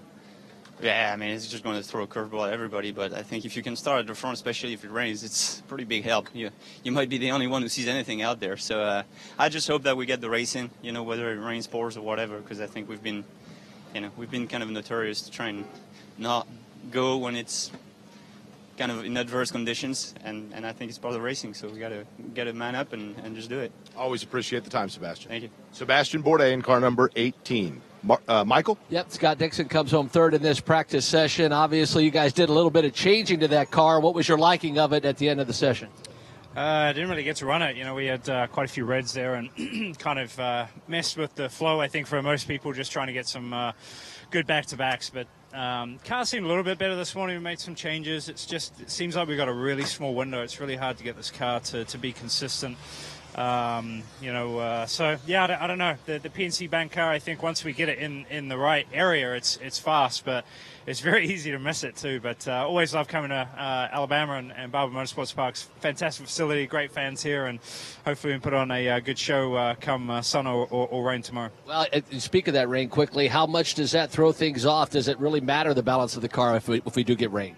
Yeah, I think some people hit the rain setup a little better than others. Some drivers may prefer it than others too, but, it's the same for everybody, so you just got to go in there with an open mind and hope for the best. Good luck in qualifying. Thanks, man. He's finished second about a bazillion times, guys. Looking for a good qualifying run from Scott Dixon. Yeah, speaking of qualifying, it comes your way at 3:05 Central this afternoon, 4:05 Eastern, but before then, Indy Lights race number 1 at 1:50 Central.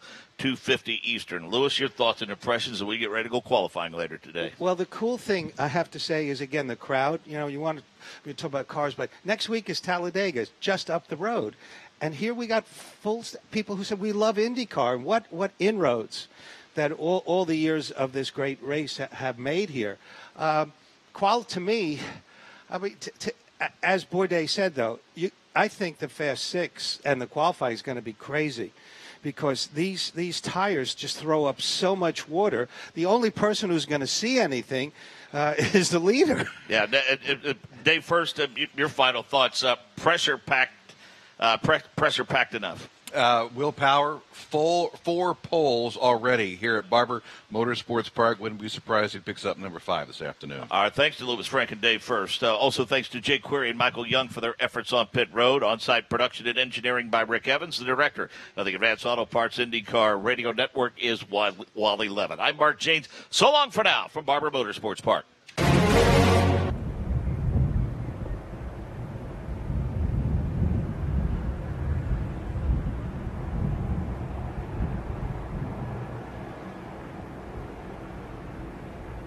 Joining me down here on pit lane. On behalf of everyone at Cooper Tires, drivers, start your Mazda engines. Engines fired down here on pit lane as we get set to go. Up in the flag stand to throw the honorary green flag, one of our guests from the Mazda Road to Indy, Charlie Bergwall. I'll send it back up to Rick Green as we get ready to start Pro Mazda. Well, thank you, Rob Houghton. Hey, the green flag about to unfurl in the road to Indy. And we are fired up. Folks, there's still, while you're getting there, you make sure there's a lot of things to do. You've got the going on around the track. You've got Wind Down at Indy over in the Surge Air fan zone. You've got the Monster Energy KSF MX Freestyle Motocross Show. You've got all kinds of activities, but this is the excitement. So make sure you have found yourself a seat. You've got yourself an ice cold Coca-Cola, and you're about to watch tomorrow's leaders in open wheel racing as they compete here at Barber Motorsports Park. What a great afternoon. Barely a cloud in the sky. It's hard to believe they're talking about rain tomorrow. I can't believe it.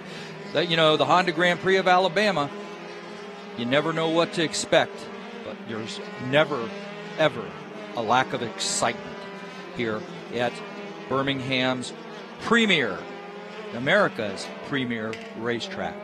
So as we get ready, we're going to throw it over to the IndyCar radio, to the radio system, and Mr. Rob Houghton. Quick run up the stairs up here to the announcer's booth here at Barber Motorsports Park.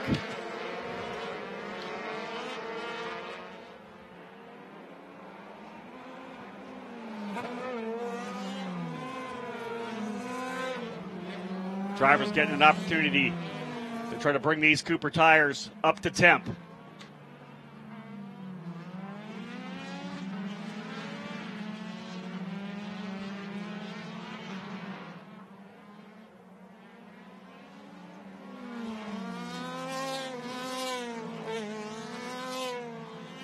We'll say hello to everyone listening and tuning in on the Mazda Road to Indy TV app, whatever platform you've dialed into. Gorgeous day here at Barber Motorsports Park. Of course, a little bit ominous for tomorrow, but working our way towards what we expect to be a high of 75 today.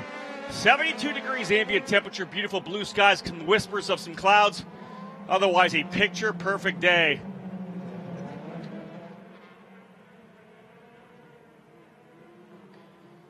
Fans have made their way to the track here. Of course, IndyCar qualifying this afternoon. We have an Indy Lights race right after this Pro Mazda. You're getting a really good look at the Mazda Road to Indy presented by Cooper Tires. Again, Parker Thompson, 2 pole positions. He'll start on the pole alongside the British driver Harrison Scott. When they get ready to roll, it'll be Thompson's line to punch off first. They'll bring themselves here into the start line as we look to go racing with Pro Mazda. Thompson on the throttle. And we got a green. We're underway. Everybody's sliding in. Thompson goes P1 early. Look to the inside. Carlos Cunha had a look to the inside of David Malukas. Looking good so far, coming through the opening couple of corners. Thompson gets a good lead out of turn number 3.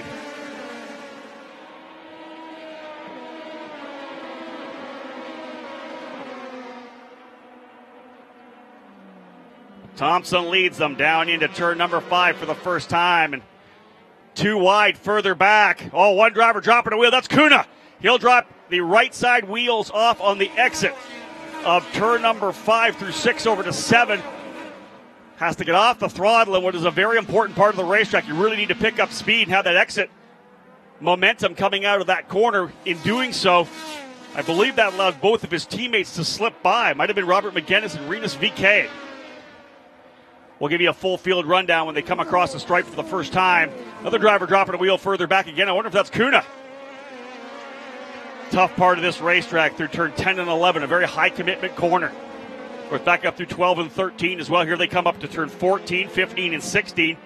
Rolling back down to 17. You can see the downhill run as they come through turn number 17. Now here's a run down to the start finish. We'll watch Parker Thompson work his way through. Nice little lead for Parker. Good shot into turn number 1. And again, another downhill run. The car compresses when it gets to the bottom of the racetrack. Oh, there's a driver. Oh, wow. Big driver off. Another off here as well. Someone dropping a wheel coming off of turn number 17. But we had a driver who had 4 wheels off as well on the exit of turn number 1. I believe able to keep it running. Looked like one of the white Juncos cars. Parker Thompson across the line with an 0.8 of a second advantage. Harrison Scott runs in second. The 79 of David Malukas in third. Andres Gutierrez started 6th, works his way to P4 early. Rinus VK into 5th. Robert McGinnis 6th. As we said, Carlos Cunha, who started on the outside of row number 2, P4, made a move coming down into turn number 1. Had a look to the inside of Malukas, but thought better of it. And then he's the driver who had trouble coming out of turn number 5 up to 6. Dropped those 2 wheels, fell back from 4th all the way to the 8th position. Rafa Martin's in 7th. Cunha in 8th. Listoshkin. Nikita Listoshkin 9th. Oliver Askew in 10th. Corey Enders 11th. Ludovico Larini in 13th. Stingray Robb 14th. Rather, Stingray Robb in 13th. His 11th is Enders. Chris Wright 14th. Charles Finelli 15th. And Antonio Serravalle rounding out the top 10. Yellow flag being thrown. We have debris on the racetrack.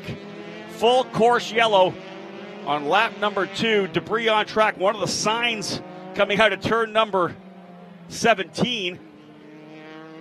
We had a bit of an exciting lap there. We had an issue over in turn number 1 as we had a driver go all 4 wheels off into the paved area on the outside of turn 1. There's a piece of grass, then the paved area for the drivers to essentially use as an escape road. Then they'll get to grass and then to the gravel trap once again. But you'll see guys go off in that corner. It's such a tough corner. You're trying to roll so much speed through turn number 1 to get back up to 2 that if you just maybe have a little bit of trouble and go off as we saw, you're not going to get caught up in the grass or the gravel. You're going to be at least have an opportunity to get back on the racetrack. That driver able to do that and come back on. And while that happened, we had a driver who went off in turn number 17. That's coming onto the front chute. There was a lot of dust shot up, but to hit one of those sponsor banners on the exit of turn number 17, they're probably about 30 feet off the racetrack. So someone went well off over in 17. That banner gets shot back out right in the middle of the racing line. So normally when you're thinking debris on the racetrack, especially with our open wheel categories, we're thinking front wing, rear wing, at least some kind of body part. Sponsor sign this time around. Lights are out on the pace car. We're going to go green this time around. So back to green flag racing. Parker Thompson doing a good job at the start. Was able to pull about 0.8 of a second out. Harrison Scott getting a little rebirth here. Look for Thompson to get on the throttle as he comes down and through turn number probably 16 and 17 down the hill. As the pole sitter, he'll be able to set the pace. Parker Thompson in his 4th season on the Mazda Road to Indy, presented by Cooper Tires. Spent 3 years in USF 2000, 3rd in the points last year. Brand new team for 2017 Exclusive Autosport. They've moved to, or added Pro Mazda this year as well, but Parker was able to give them their first victories on the streets of Toronto. Big win for the Canadian. Here we come for the restart. They're rolling back down again. Thompson will get on the throttle. Good run there for Thompson, but here comes Harrison Scott. Can he get a draft working the way to 1? Oh, in fact, he's got to watch out for David Malukas. Scott's going to stay to the inside of the racetrack. That's going to kind of defend a little bit from any move from Malukas, but again, settling in for the opening run. Rinus VK having a look to the outside of Andres Gutierrez, right up on the gearbox. They come out of turn number 4. It's that long run. Antonio Serravalle in the pit lane, damage to the front wing of the Exclusive Autosport machine. And Gutierrez, a driver to Monterrey, Mexico, having to fight it out with Rinus VK, who won both events of the Grand Prix of St. Petersburg. He's your point leader coming into the event. And Rinus really pushing hard. He's on the outside now. Gutierrez can't quite get through, but he's right there. He's right now bookended by a couple of yellow and black Team Pelfrey cars. Andre Gutierrez up front and Rafa Martins, the Brazilian, right behind. That's 4th, 5th, and 6th. 7th is Oliver Askew. He's been able to move forward. Nikita Listoshkin was 9th at one point. He's fallen back to 14th position. I wonder if Listoshkin might have been the driver who went off in turn number 1 that we talked about, the big 4-wheel off onto the pavement area on the outside of 1. He was 9th, fell back to 14th. That would make a lot of sense. You can see these drivers pushing so hard coming out of 17, dropping the right side of the car, the tires off the right side of the rumble strip. That's the dust that's being thrown up. It just robs that exit speed that you need coming out of that corner. Half a second advantage now for Parker Thompson. In this race, 25 laps or 45 minutes. There's Corey Enders making a move inside Carlos Cunha. Corey Enders in his debut weekend here in the PM18, the driver of Sugar Land, Texas, a full-time driver in the USF 2000 championship. He's having a great battle here with Carlos Cunha, and he's through. Corey Enders up into 8th. We had a chance to interview Corey Enders on IndyCar radio during yesterday afternoon's IndyCar practice session. Very motivated and talented young man. Well-spoken as well. Great to have a chance to chat with him on IndyCar radio. He's having a good run here. Enders started 12th. He's up into the 8th position, having slipped by Carlos Cunha. Harrison Scott pushing hard. We'll start looking at some lap times here as well. He's starting to come into these tires. 119.3 for both Thompson and Scott. The current lead about 0.6 of a second. Both those drivers down into the low 119s. Malukas about 1.3 seconds back of the leader and 0.7 of a second behind Scott. Lead group pretty much stretched out. Andres Gutierrez in the number 81 actually starting to close up a bit here on David Malukas. Pretty solid run for Gutierrez. Seeing who's going to lead the Team Pelfrey squad here this weekend. 3 drivers for Team Pelfrey. Last year, Gutierrez, a race winner in the IMSA Prototype Challenge Series. Ran a trio of races in the Cooper Tires USF 2000 Championship powered by Mazda. 6th position, his best result at Watkins Glen, the finale last year. Jumped up to Pro Mazda here for 2018. Having a strong run here in the top 5. P4 for the driver out of Monterrey, Mexico. Parker Thompson chips another 0.2 of a second off his fast lap. 0.7 of a second now the lead. 6 laps in the books, 19 to go. This series, the second run on the Mazda Road to Indy, presented by Cooper Tires, and the racers all battling for the chance to win a scholarship worth almost $1 million. Really what it is an opportunity to go racing Indy Lights with the Mazda Scholarship. Victor Franzoni running the Soul Red. The trademark colors of the Mazda Scholarship drivers. Franzoni winning the Pro Mazda Championship last year in a great battle with Anthony Martin. Franzoni electing to stay with Juncos Racing for 2018. His debut season in the Indy Lights presented by Cooper Tires.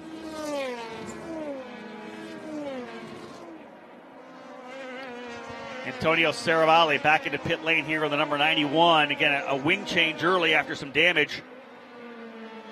Like they're going to pull the front cowl off. And you get a driver like Saravalli, only 15 years of age, out of Markham, Ontario, Canada. A young driver who jumped up from the international shifter kart racing ranks. Number of championships in Canada, in Italy. Moving into the shifter kart categories, we said, racing internationally. In the KZ2 class, the semi-pro class of top-level shifter kart racing, made the direct jump here into Pro Mazda. So it'll be a steep learning curve for the young Canadian. Of course, he's got Parker Thompson on the team as well. A lot of good data to look at. I would expect they'll use this particular session now that he's a couple laps back. This is another test session. Get him back to the clear racetrack, let him go out there and continue to get a feel for this race car. Saravalli doing a great job in the Grand Prix of St. Petersburg. Look at this battle further back. What a great fight. Nikita Listoshkin, Chris Wright, Stingray Rabo in the middle of the battle. The contact that we saw for Saravalli that broke his wing, also damaging the suspension a little, so they're going to go work on that to get it fixed up for him so we can get back on the racetrack, because really, seat time is so crucial for these young drivers. We can't reiterate it enough how important getting these kids lots and lots of track time, and not just track time, turn them, put the head down and driving laps. Wheel-to-wheel racing so crucial, and again, with any series, testing limited within the season, so anytime you can get on a track like Barber here in race conditions, it's crucial. Good fight further back, as I said. Carlos Cunha, Ludovico Lurini, Stingray Robb, and Nikita Listoshkin all running, I want to say about a second and a half, 2 seconds apart. Lurini in the number 27 out of Busento, Italy, RP Motorsports Racing, the brand new team here to the Pro Mazda Championship. His teammate Harrison Scott running second, but Ludovico, I talked to him before the driver's meeting, he just complained a little bit about its overall grip, just getting a better feel for the car itself, the tires. Finding some pace and moving forward. Lurini started 13th, now runs in 10th. Parker Thompson now down to a 118.675. That'll be a new race record for the fastest race lap. He set the new track record in qualifying for race 1, then broke it. Went even faster qualifying for race number 2. First time in his 4-year Mazda Road to Indy career that Parker Thompson's been able to get a couple of poles, like win both poles. Now down to a 118.4. 1.4 seconds, the advantage for Harrison Scott over Malukas. Actually make that 2.2 now last time by, so Scott's in a nice little position. Holding on to that second spot on the racetrack.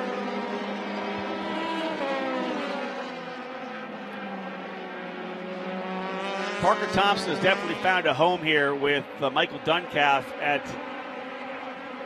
Exclusive Autosport. Started off with JDC Motorsports, did Parker Thompson 3 years ago. Single car team. Battled with Anthony Martin for Rookie of the Year. A good solid season. Moved to Cape Motorsports the next year. Won a bunch of races and came up just short of the championship. Again, battling with Anthony Martin. The year before for Rookie of the Year. Then they went head-to-head for the championship, and Martin just eking it out. In fact, Thompson getting a punctured tire at Mid-Ohio really was the difference. Parker then looking around, trying to figure out what he was going to do. Wasn't able to win the scholarship to move to Pro Mazda. Of course, the USF 2000 champion, winning the scholarship to move up to Pro Mazda, part of the entire Mazda scholarship program here on the Mazda Road to Indy, presented by Cooper Tires. What is he going to do? Can't find the money to go Pro Mazda. That's a logical step for him, but was able to hook up with a brand new team. He had run F1600 for Michael Duncalf's Exclusive Autosport team before. He ran his first car races with Exclusive Autosport.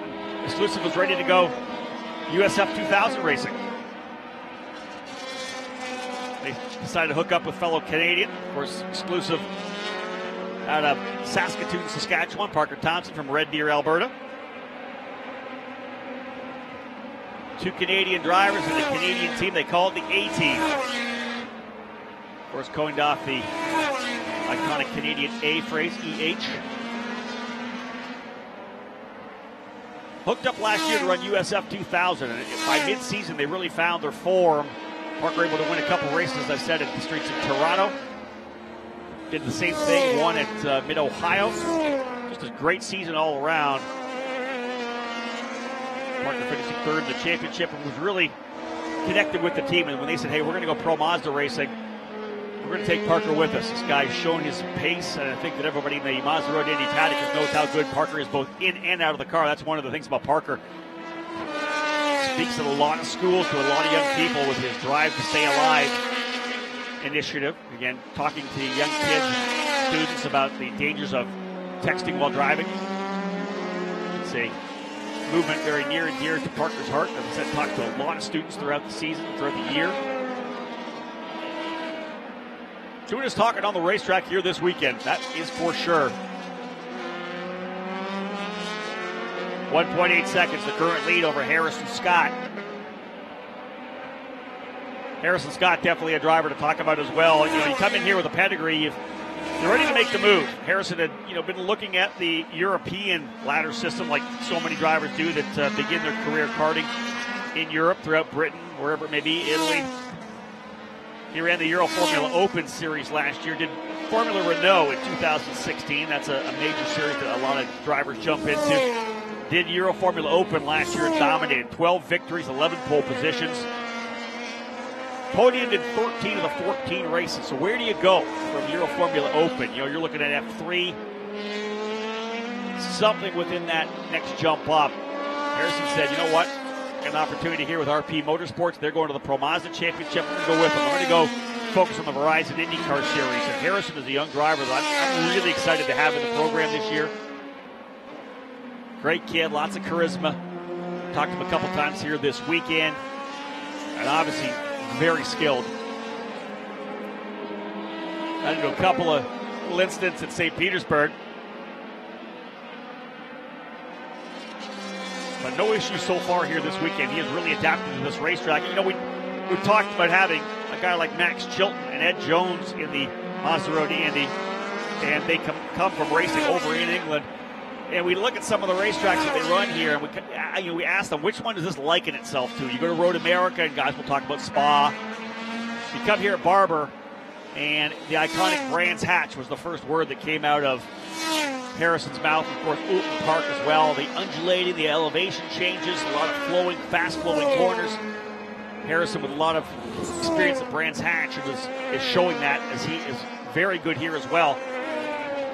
He now has 3.7 seconds on David Malukas in that run for second. Malukas third, Gutierrez in fourth. Renus VK settled into the fifth position, about a second and a half behind Gutierrez.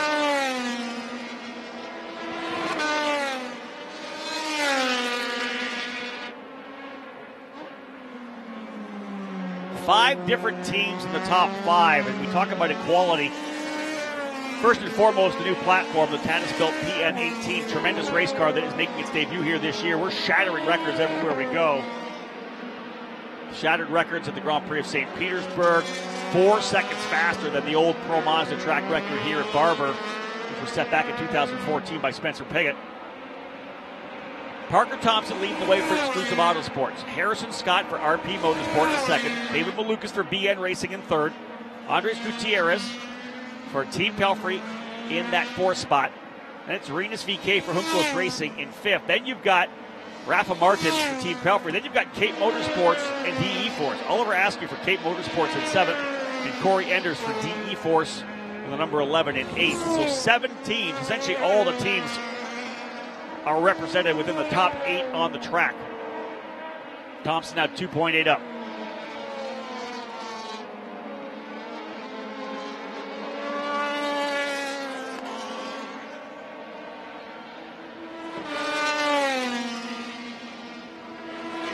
Just over 25 minutes left on the clock, and we only have 11 laps to go. 14 down, 11 to go. Keep an eye on this battle between David Malukas in the 79 and Andres Gutierrez in the number 81. Last time by, both drivers turning 1:19.7, but Gutierrez has closed up to within a half a second.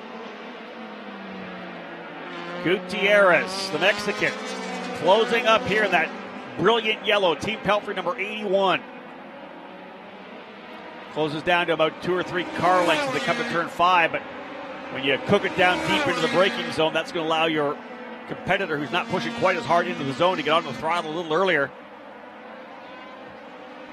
Depending on the circuit, many times the driver coach will tell their pilots to make a straightaway longer. You don't go deeper into the corner. You want to get on the throttle earlier. So you don't need to charge the corner as hard. Get in there, roll off the brakes to see if you can't get a higher rolling corner speed.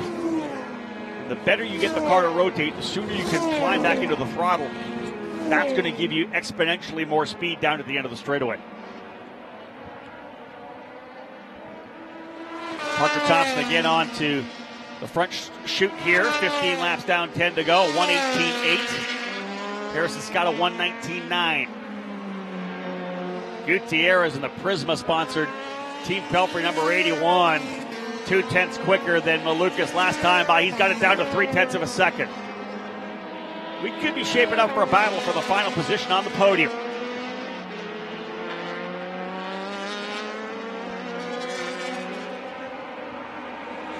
Turn 5, the best opportunity to pass.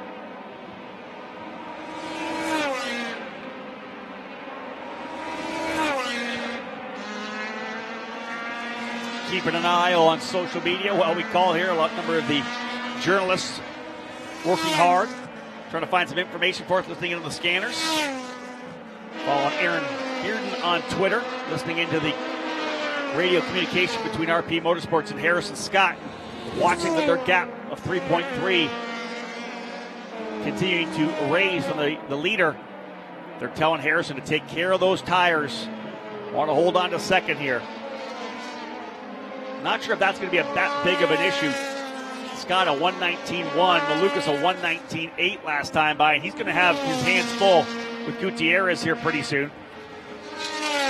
They'll work their way into turn number 1. There's first and second shooting up through turns 1 and 2. That's the gap between first and second. Parker Thompson and Harrison Scott out through 3, down through the Alabama roller coaster.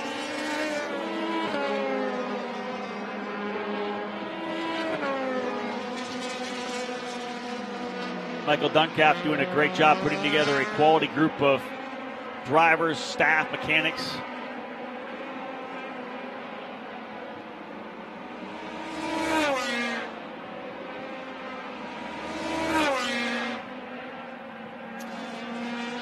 As the team started to come together, Duncalf hiring experienced engineer Tim Lewis to lead the engineering squad of the team, and it's been strong so far. Parker probably would have won the opening race in the Grand Prix of St. Petersburg if not for a late race caution. That allowed Renus VK to close up on the yellow and then take full advantage of the restart and outgun Parker down into turn number 1. Parker was not pleased with his performance there, knowing he probably could have defended that a little better.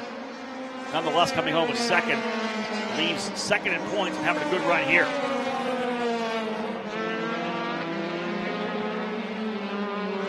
Sometimes it's better to lose the battle and win the war. I like this battle here right now, though, for third, fourth, and now fifth, because Rinus VK is coming. Yeah, Rinus VK was 0.4 of a second quicker than David Malukas last time by. We have 8 laps to go. VK just 1.1 seconds behind Gutierrez. We're going to have a good little fight for the final 2 positions on the podium.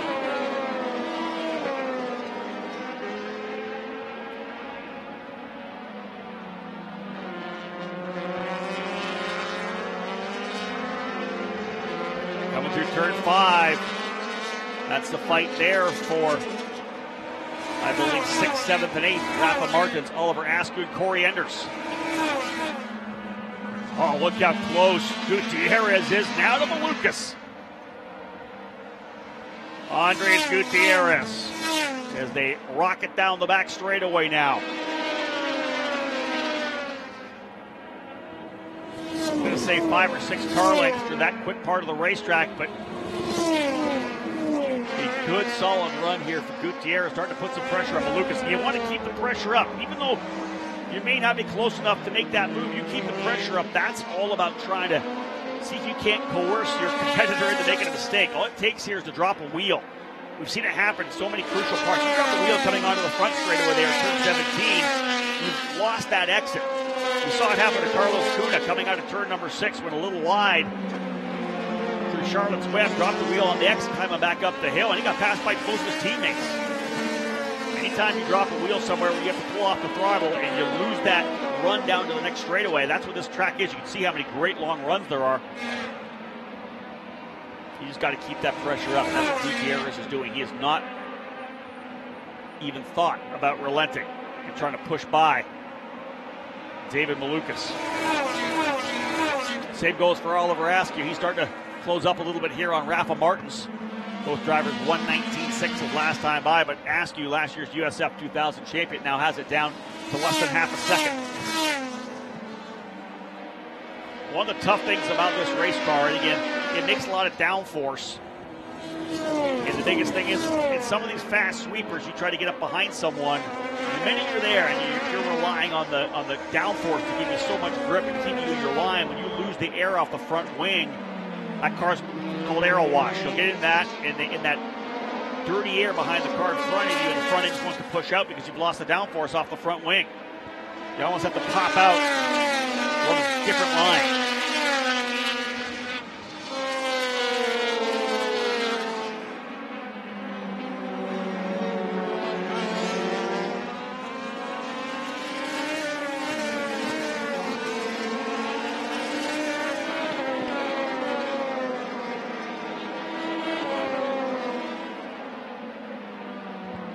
Solid battle for the last couple positions on the podium between the American David Malukas, Mexican driver Andres Gutierrez, and the Dutch pilot Rinus VK. BN Racing, Team Pelfrey, Burgos Racing.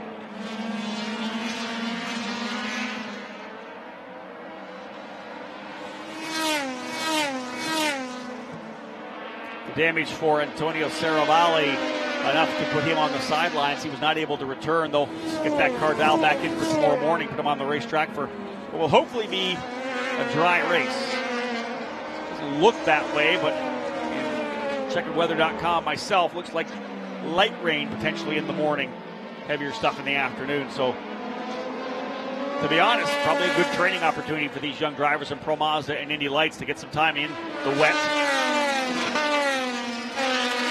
Try to train them as much as we can to become Verizon IndyCar Series drivers. We put them on the same racetracks on the same weekends. We run street circuits like the Grand Prix of St. Petersburg and Toronto. We take them to ovals. They'll run Lucas Oil Raceway in USF 2000 and Pro Mazda.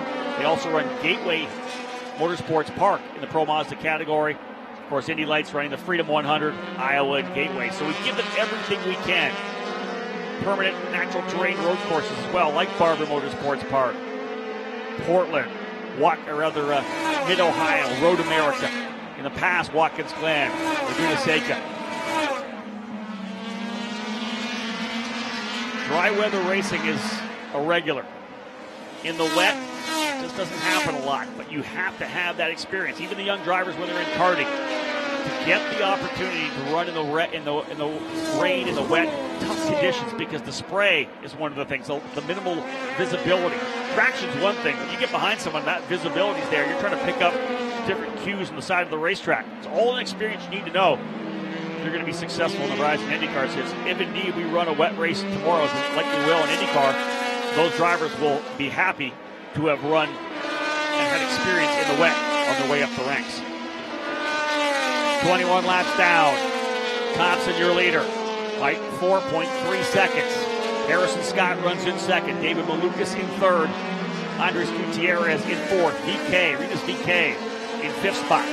Rafa Martins in sixth. Oliver Askew seventh. Eighth is Corey Enders. Ninth, Carlos Cunha. And Stingray Robb 10th. Nikita Listoshka back up to 11th. Ludovico Lorini in 12th. Chris Wright in 13th. Robert McInnes in 14th. And Charles Finelli running in the 14th position.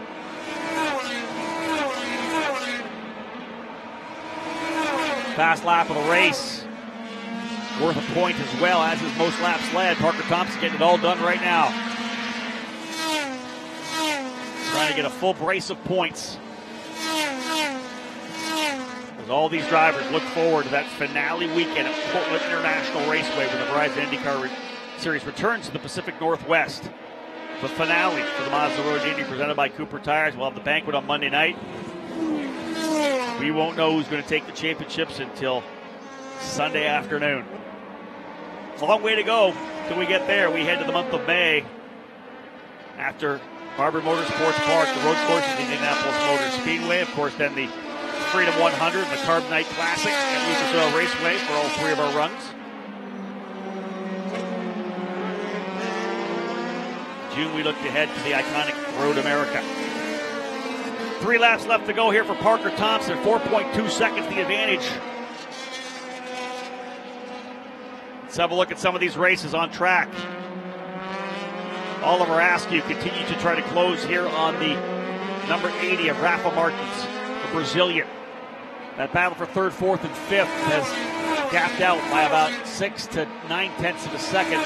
David Malukas a little more comfortable in that third position. Gutierrez runs in fourth, and Renus VK fifth. But it's a 4.2 second advantage now for Harrison Scott.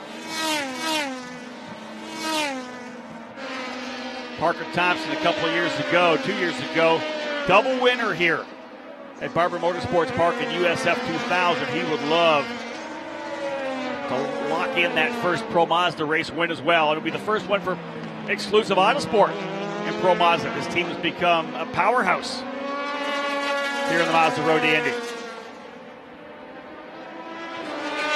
2 laps remaining.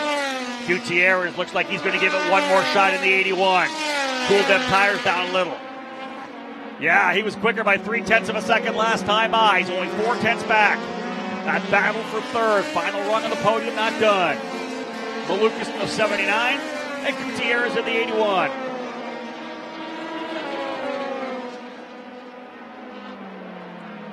This is when it's in the hands of the drivers. They push these tires for 25 laps around this punishing racetrack. High commitment corners, high G load, the compressions, the blind corners.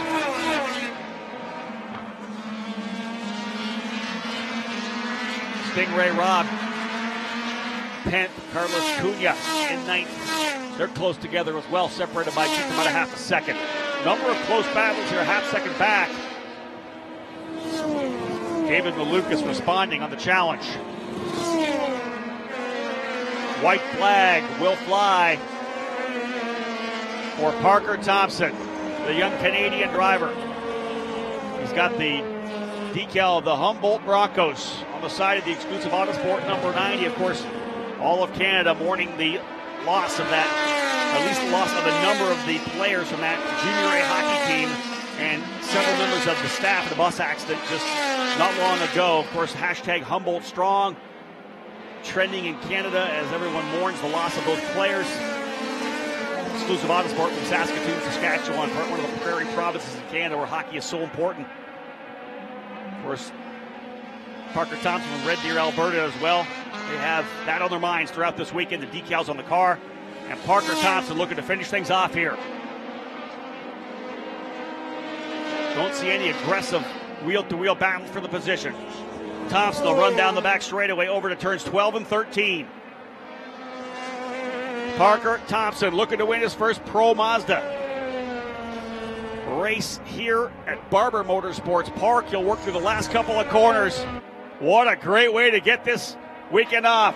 Back-to-back poles out of 17. He'll weave it right down to the wall coming across the line. The winner of Pro Mazda here at Barber Motorsports Park, race number 1, Parker Thompson. Exclusive Autosport with a big victory. Harrison Scott, best finish thus far for RP Motorsports. The British driver comes home P2, 5.22 seconds the margin. Here's that fight for third and fourth. Race-long battle. David Malukas able to hold off the charges of Andres Gutierrez for 25 laps. Rinus VK, your point leader, knocking down some good points there. P5, that's going to tighten things up front, though. Rafa Martins in 6th, Oliver Askew 7th, Corey Enders in 8th, Stingray Robb 9th, Carlos Cunha in 10th, Eagle Ostoshkin finishing in 11th, Lodovico Lorini 12th, Chris Wright 13th, Robert McGinnis 14th, Charles Finelli 19 laps in the books. Mechanical issue with him, he pulled behind pit wall, and of course the incident with Antonio Serravalle took him out after just 5 laps. Tremendous weekend underway here for Exclusive Autosport and their talented young Canadian driver Parker Thompson, as he is your winner. His first victory in the Pro Mazda Championship presented by Cooper Tires. As I said, multiple wins in USF 2000, including 2 last year in the streets of Toronto. First time ever that he's been able to go back-to-back and sweep the pole positions for both main events, and capitalizes off that initial pole with a dominant victory here today. 5.22 seconds the margin over Harrison Scott. David Malukas will join both of those drivers on the podium. Of course, we're jumping right into the next level, the Mazda Road to Indy. Indy Lights up next. Andres Gutierrez finishes in the 4th spot. Rinus VK in 5th. Rafa Martins in 6th. Oliver Askew in 7th. Corey Enders, Stingray Robb, and Carlos Cunha round out the top 10 as Robb able to get by Cunha on the final lap. Stingray into the 9th position in the Team Pelfrey yellow number 82. Parker Thompson's going to roll that car down pit lane. They'll bring him all the way around as Parker will head over to victory lane to pull that beautiful black, silver, and red aero paint covered machine into victory lane here at Barber. And there have been guys that have done it before. 3rd time actually for Parker. He won twice here in USF 2000, but the Exclusive Autosport team will be down there and absolutely overjoyed with their first victory here in Pro Mazda, only their 3rd start in this series. 3 times the winner. There's a great shot there, and look at Parker. Team owner Michael Duncalf giving him a congratulatory handshake, and you can see Parker just absolutely elated, hopping up and down the seat. We did the same thing when he qualified on pole, was out of the seat almost, coming down pit lane, patting on the top. You can see the Humboldt Broncos decal there to the right, just outside the cockpit. Great day for Parker Thompson here today, as he will very likely take the point lead. I'm not sure if it'll be the point lead or very close, but nonetheless, a great run for Parker Thompson. We've got the Indy Lights drivers getting ready to roll onto the racetrack here as soon as we get USF 2000 teams off. We're going to go right back into the next race. Indy Lights presented by Cooper Tires. High side of Sebastian Bourdais.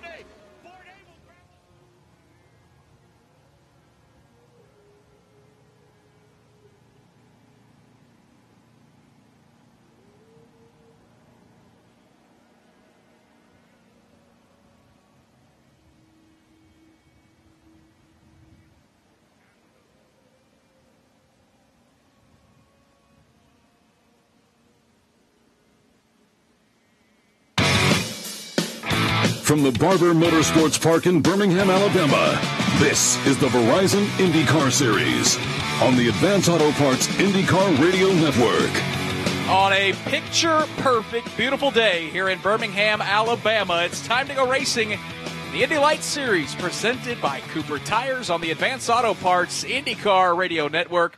Thanks for joining us, everyone. My name is Nick Yeoman. Happy to be joined by Anders Krohn and Dave First in the booth. And Dave, I'll start with you. Small field, 8 cars, but I think we expect this race to be pretty competitive, especially right from the get-go, because you got to get what you can get when we drop the green flag. Well, yeah, I mean, these restarts, the start itself, it's going to be fascinating to see how these guys handle this.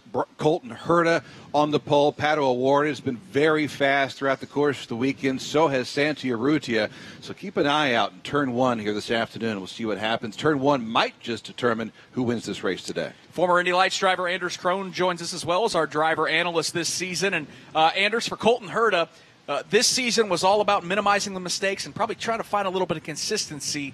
Certainly did that this morning in qualifying, grabbing the pole position. Yeah, but unfortunately had that contact with the wall in race 2 at St. Petersburg, which has put him behind. So he's just got to put together super clean races with no mistakes whatsoever for the remainder of the season. What I'm keeping my eye on right now is the wind, and there's a big tailwind actually going into turn 12 and 13, which is a super fast left-right-hander, and it's very, very easy to make a mistake. So I think let's pay attention to that. We'll give you the starting lineup momentarily, but first let's hear from our pole sitter, Colton Herta, who caught up with Rob Howden a little bit earlier this morning when he scored that pole position. Colton, for you, obviously, way to come back from what happened at St. Petersburg. You put that behind you, a great qualifying lap. Can you run us through it a little bit? Yeah, I mean, for starters, I was really struggling on the first set. I don't know what was going on there, but I think I was like a good 6 or 7 tenths off, and came in, crew made some good adjustments, went back out there, and I feel like most of my time was through 1 and 2 and 3. That's where I was losing the most, and yeah, just tidied that up a little bit and just kind of put the lap together. Man, it's nerve-wracking the last few minutes when your tires are gone and everybody else is still going, and you're like, oh, I can't go quicker, but is it going to hold up? So, no, it was a nerve-wracking session, but I'm really happy to end it on top, and yeah, I was really happy with that lap. I think it's a really good lap. You were able to win here last year. Is there something about this circuit that plays to your style? I love high-speed corners. And we have quite a few of those here. It's a very technical track, so it's also very setup dependent, which we obviously we have a great car here, and we have in the past years as well. So, I mean, I love this track. I love coming here, and obviously the weather's nice, so it's a nice roll too. Hopefully the rain stays away Sunday, and we can get this thing going this afternoon. Hey, good luck in race 1. Thank you. Colton Herta, your pole sitter here for race 1 at Barber Motorsports Park. He comes into this weekend 6th in points, so that was a much-needed pole position early in this 2018 season. Anders, we enter this weekend, and it's Santi Urrutia, the driver from Uruguay, in his 3rd year. He's your points leader with Pato O'Ward 8 back. Again, we're super early. This is a 17-round championship, but for Urrutia, this is exactly what he needed, because he is a guy that I get the feeling isn't always going to have the funding behind him. He really needs this scholarship prize if he wants to advance the IndyCar. He desperately needs it, and it was such a good weekend for him in the streets of St. Petersburg. He's never had a good St. Petersburg or even opening to the season before in Indy Lights. I think for him mentally, that's going to be huge. He's always come from behind before and had to charge his way to the front in the championship, and now he's already there. So I think mentally for him, that's a huge break and something that'll carry him, with probably more ease coming into this weekend. Moments away from the cars rolling out onto the racetrack for the first time. Dave First, let's take a look at the starting lineup here at Barber Motorsports Park. Yeah, as mentioned, big morning this morning for Colton Herta. Picked up his 6th career pole. First this season. He'll start from pole position. That's followed by Pato O'Ward, his teammate, driving the number 27, an 18-year-old from Monterrey, Mexico, followed by the aforementioned Santi Urrutia. Aaron Telitz will start 4th. Victor Franzoni, the reigning Pro Mazda champion, he'll start 5th, followed by Dalton Kellett, 6th. Ryan Norman, 7th. And the rookie for Uncos Racing, Alfonso Celis, in the number 7 Uncos machine, he will start 8th. The engines are just seconds away. They'll be firing right now here at Barber Motorsports Park as we are set to go racing. Again, it's Colton Herta on the pole, and we asked Colton to describe this ultra-fast, free-flowing course here in Birmingham, Alabama. Coming up to the front straight here, getting into 6th gear. You're in between 5th and 6th going into turn 1. It's more dependent on your setup. So quick down change if you're going into 5th and smash the throttle right before you compress, and just setting up for turn 2 and 3. And it's actually not really important to brake late here. You want to get the braking done early, hop off the brakes, roll the speed in. It's such a long corner. You don't have a lot of minimum speed. And then, get on the throttle nice and early because you do have a little bit of a straight and you're going uphill, so it's more important there. Going into turn 5 and 6, hard braking. You see the IndyCar guys this weekend having a lot of problems down there. It's very slippery this year compared to last year's. And getting good braking down there, rolling the minimum speed, getting on power early because, again, you're going uphill. And into one of my favorite parts, the 8 and 9 section of the track, the little chicane. Quick down change into 5th, rolling the speed a little bit on throttle before braking hard, smashing the curb, and really rolling the minimum speed through turn 9, getting the compression and getting on throttle early. Pretty simple through 10 and 11 flat out, and just have to clinch your butt there a little bit and hope it sticks. And then through 12 and 13, really want to set up for 13 more than 12, and just a slight breathe through 12, quick down change and right back on throttle through 13. You get a little light over the crest, and going down into 14, 15, 16, 17, it's really physical down there. It's a really long right-hander, and you're braking, so braking away from the corner a little bit going into 16, hop off the brakes, roll the speed in, get on the throttle early, and a slight lift going through 17, 3rd or 4th gear depending on car setup, and that's a lap around Barber. 17 turns this racetrack here in Birmingham, Alabama, Barber Motorsports Park. We're going to need a little help describing the action. We'll carry them through the Alabama roller coaster that makes up turns 1, 2, 3, and 4. It's a nice straightaway, best passing zone on the racetrack into turn number 5, and that's where they will pop into the view of Michael Young. Good afternoon, Michael. Thank you, Nick Yeoman. Yes, a beautiful afternoon here at Barber Motorsports Park as the field now makes their way down the back straightaway. A unique facility, beat Barber Motorsports Park. With the front straightaway directly in front of me, I will see them from turn 4 down in through turn 5 and turn 6. That is the Charlotte's Web area. They will then shoot back to the east underneath the bridge and into turn 7 to the view of our very own Jake Query. But a beautiful day. And Jake, I will say this, albeit 8 cars, I think we'll have a very exciting race today. I agree with that, Michael, and this is the time of year where I always get a little self-conscious because I'm on the 4th floor of the museum, people taking in the nearly 650 motorcycles on display, 100 years worth of them, 1,400 total in the collection here at the Barber Motorsports Park Museum. Once again, I'm perched along with the always engaging and friendly volunteer, very knowledgeable Steve Price, who joins me each and every year up here, and I watch them take that right-hander that is turn number 8, a 90-foot nearly elevation change, a long sweeping right-hander. If you're not careful, you can end up in that sand trap to the outside of it. Once you get down to the bottom of it, there's a slight kink that is turn number 10, but you're going through the gearbox trying to get speed when you do it. Tricky part of the race course, but it's a pleasure once again to call it here in Sweet Home, Alabama. Michael, Jake, thank you both very much. Going to have a lot of fun today calling this race. I got one gentleman patrolling pit lane. He is the Mazda Road to Indy insider, Rob Howden. A very, very pleasant day here in the South. Yeah, Nick, thank you so much. I don't care what the forecast looks like for tomorrow. Today is one of those Chamber of Commerce days here at Barber Motorsports Park. Blue skies, we got some clouds starting to come in, but a really comfortable 74-degree ambient temperature. 117 on the track, though. It's the hottest it's been for these drivers. And again, that plays to the engineers. What changes do they make to the cars? We saw in the qualifying session earlier today a lot of adjustments to the front of the cars. They were trying to get the rake right. They were working on ride height, on the dampers as well. A lot of work being done on the cars throughout qualifying to try to get the balance just right. I think the key to this race here is the fact that the drivers up front right now, Colton Herta, Pato O'Ward, Santi Urrutia, and Aaron Tielitz, all in their 2nd and 3rd years. We're talking about drivers with maturity and poise and consistency. They make a mistake every once in a while, but the more we get into the season, the better these guys are going to get. The bottom line is Aaron Tielitz needs to have a good day here today if he's going to start clawing back some of the points that he lost at St. Petersburg. Thank you so much, Rob Howden. Have some fun down there. Anders, how big on this start? We've got teammates together in row 1 and teammates together in row 2. I would assume that there's been some discussions of taking care of each other because this left-hander of turn 1 is awful tricky. We've seen guys make those cars awful wide over the years. It's not easy, but if you paid attention to St. Petersburg, you'll know that Pato O'Ward and Colton Herta will not race each other very nicely. I'm excited.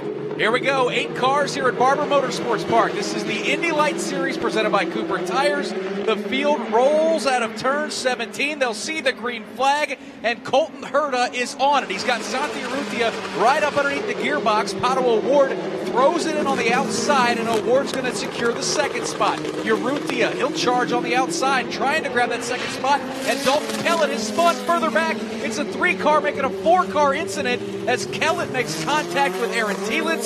Alfonso Solis has to go to the outside to try to avoid some sand, and Michael Young, meanwhile up front, the front 4 streaking away. Dean and Pato O'Ward got his teammate Brian Herta down in turn number 5. Right behind him, Santi Urrutia, then the car of Victor Franzoni. That's 1, 2, 3, 4 working their way through turn number 7 and Jake Query, and we are under caution. Full course caution. Full course caution indeed. Again, Pato O'Ward with Colton Herta just behind him. Then it's Santi Urrutia and then Victor Franzoni. Front 4 had checked themselves out. Then that full course caution came underway. Nick. Yep, everyone's going to have to jump out of the throttle. And Anders, you're getting a look at the replay right now. Yeah, and again, Aaron Thielitz, a completely innocent bystander. Dalton Kellett just loses the rear end, and Aaron Thielitz tries to go to the high side, and then Dalton Kellett just releases the brake and goes right into his side. So, oh man, I feel so bad for Aaron Thielitz. He just can't get a lucky break. I mean, this is just through no fault of his own. This is unbelievable, the start of the season to Aaron Thielitz. I mean, right when you think it couldn't get any worse,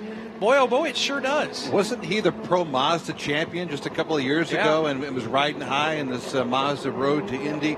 And now 6th last year, obviously, in his rookie campaign at Lights. But Aaron Thielitz, all of a sudden, he's already out of the car, which is good to see. He's fine, but man, oh man, there's a lot of points he's left on the table these last couple of races. Yep, it's heavy right front damage. Rob Howden, looks like Dalton Kellett has brought the number 28 K-Line car to pit lane.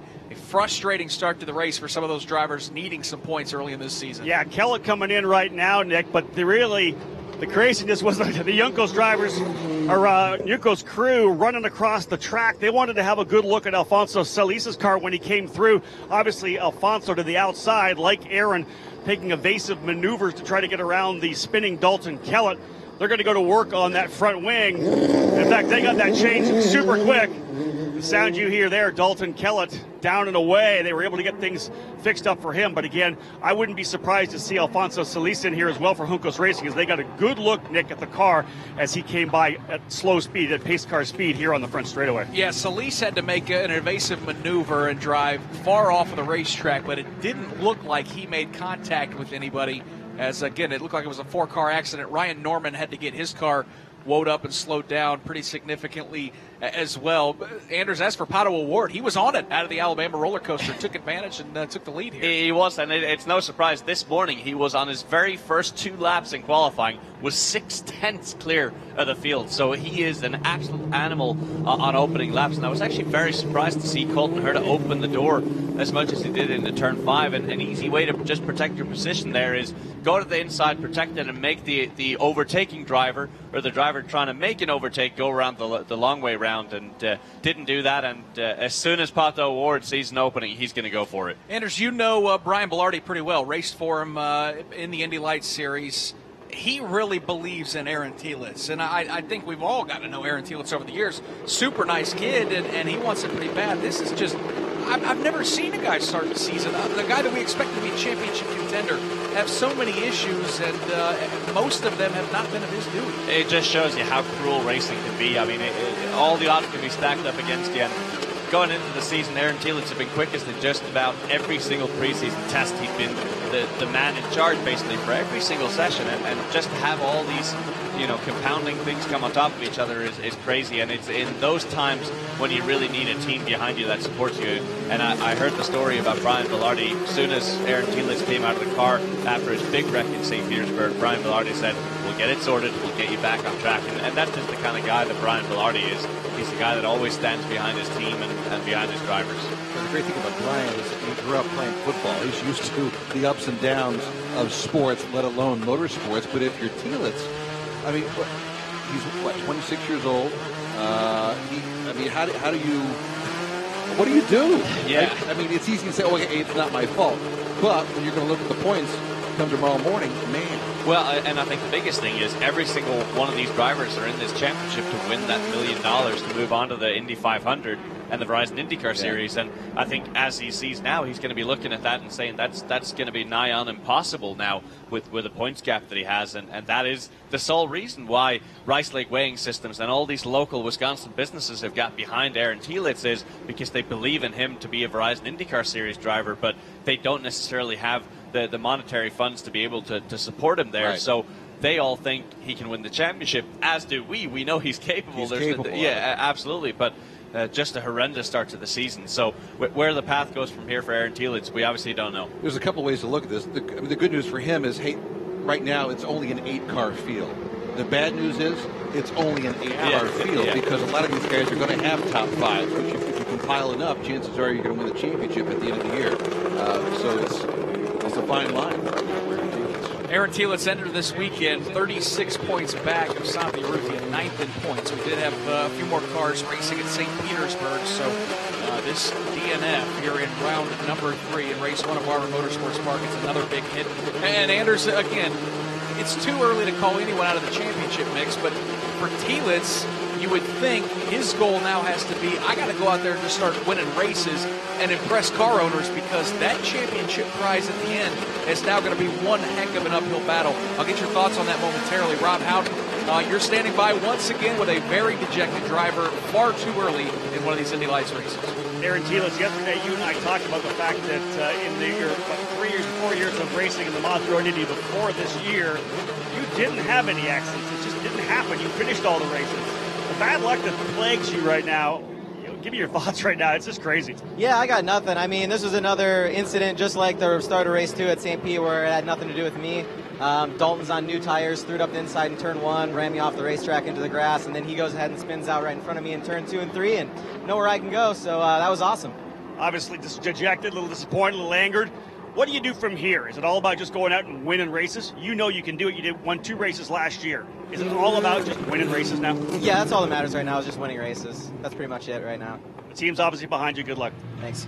There it is, Nick Yeoman. Aaron not happy at all, dejected, as I said, angered as well. Held it back. I could see it in his face, but he knows he's got to go win some races here for the remainder of the season. Anders, he kind of answered the question that I had for you. Just go out there and win. And honestly, that interview that Rob Houghton did, I mean, very sarcastic, Aaron Telitz, but at this point, what can you do but chuckle a bit? No, exactly. You have to see the humor in it. You really do, because otherwise you'll drive yourself mad. And just the amount of the years of dedication that he's put into this. I remember watching him win the Skip Barber scholarship back in, I think, 2010, 2011. And his entire family was there. He won that $200,000 scholarship to go to USF 2000, and you would have thought it was the World Championship, because otherwise he would have never even been in USF 2000. So he's climbed the ladder thanks to all these people and all these things lining up for him. And unfortunately for him, man, things just haven't gone his way this year so far. Good news is that accident has been cleaned up, and here we go, back to racing at Barber Motorsports Park. A really, really nice jump by Pato O'Ward out of turn 17. He'll see the green flag and clear Colton Herta by 3 or 4 car lengths as they barrel into turn 1. It's O'Ward, Herta, Urrutia, Franzoni, and Norman, the top 5. Out of the Alabama roller coaster, Michael Young, a really nice jump for the Mexican driver, Pato O'Ward. Yeah, and as we had said just moments ago, you don't need to give Pato O'Ward too much room before he takes advantage of it. Already a 6-car length advantage. Best battle on the field further back, and that's a battle for third between Santi Urrutia and Victor Franzoni. Urrutia with a great jump out of turn number 6, got a killer run down this back stretch area into turn number 7. Urrutia starts to look on the inside and hold Herta. And he is not able to make that move, and as he's trying to do so, here comes Victor Franzoni trying to close in on Urrutia. It's the battle for third, but Urrutia gets that room.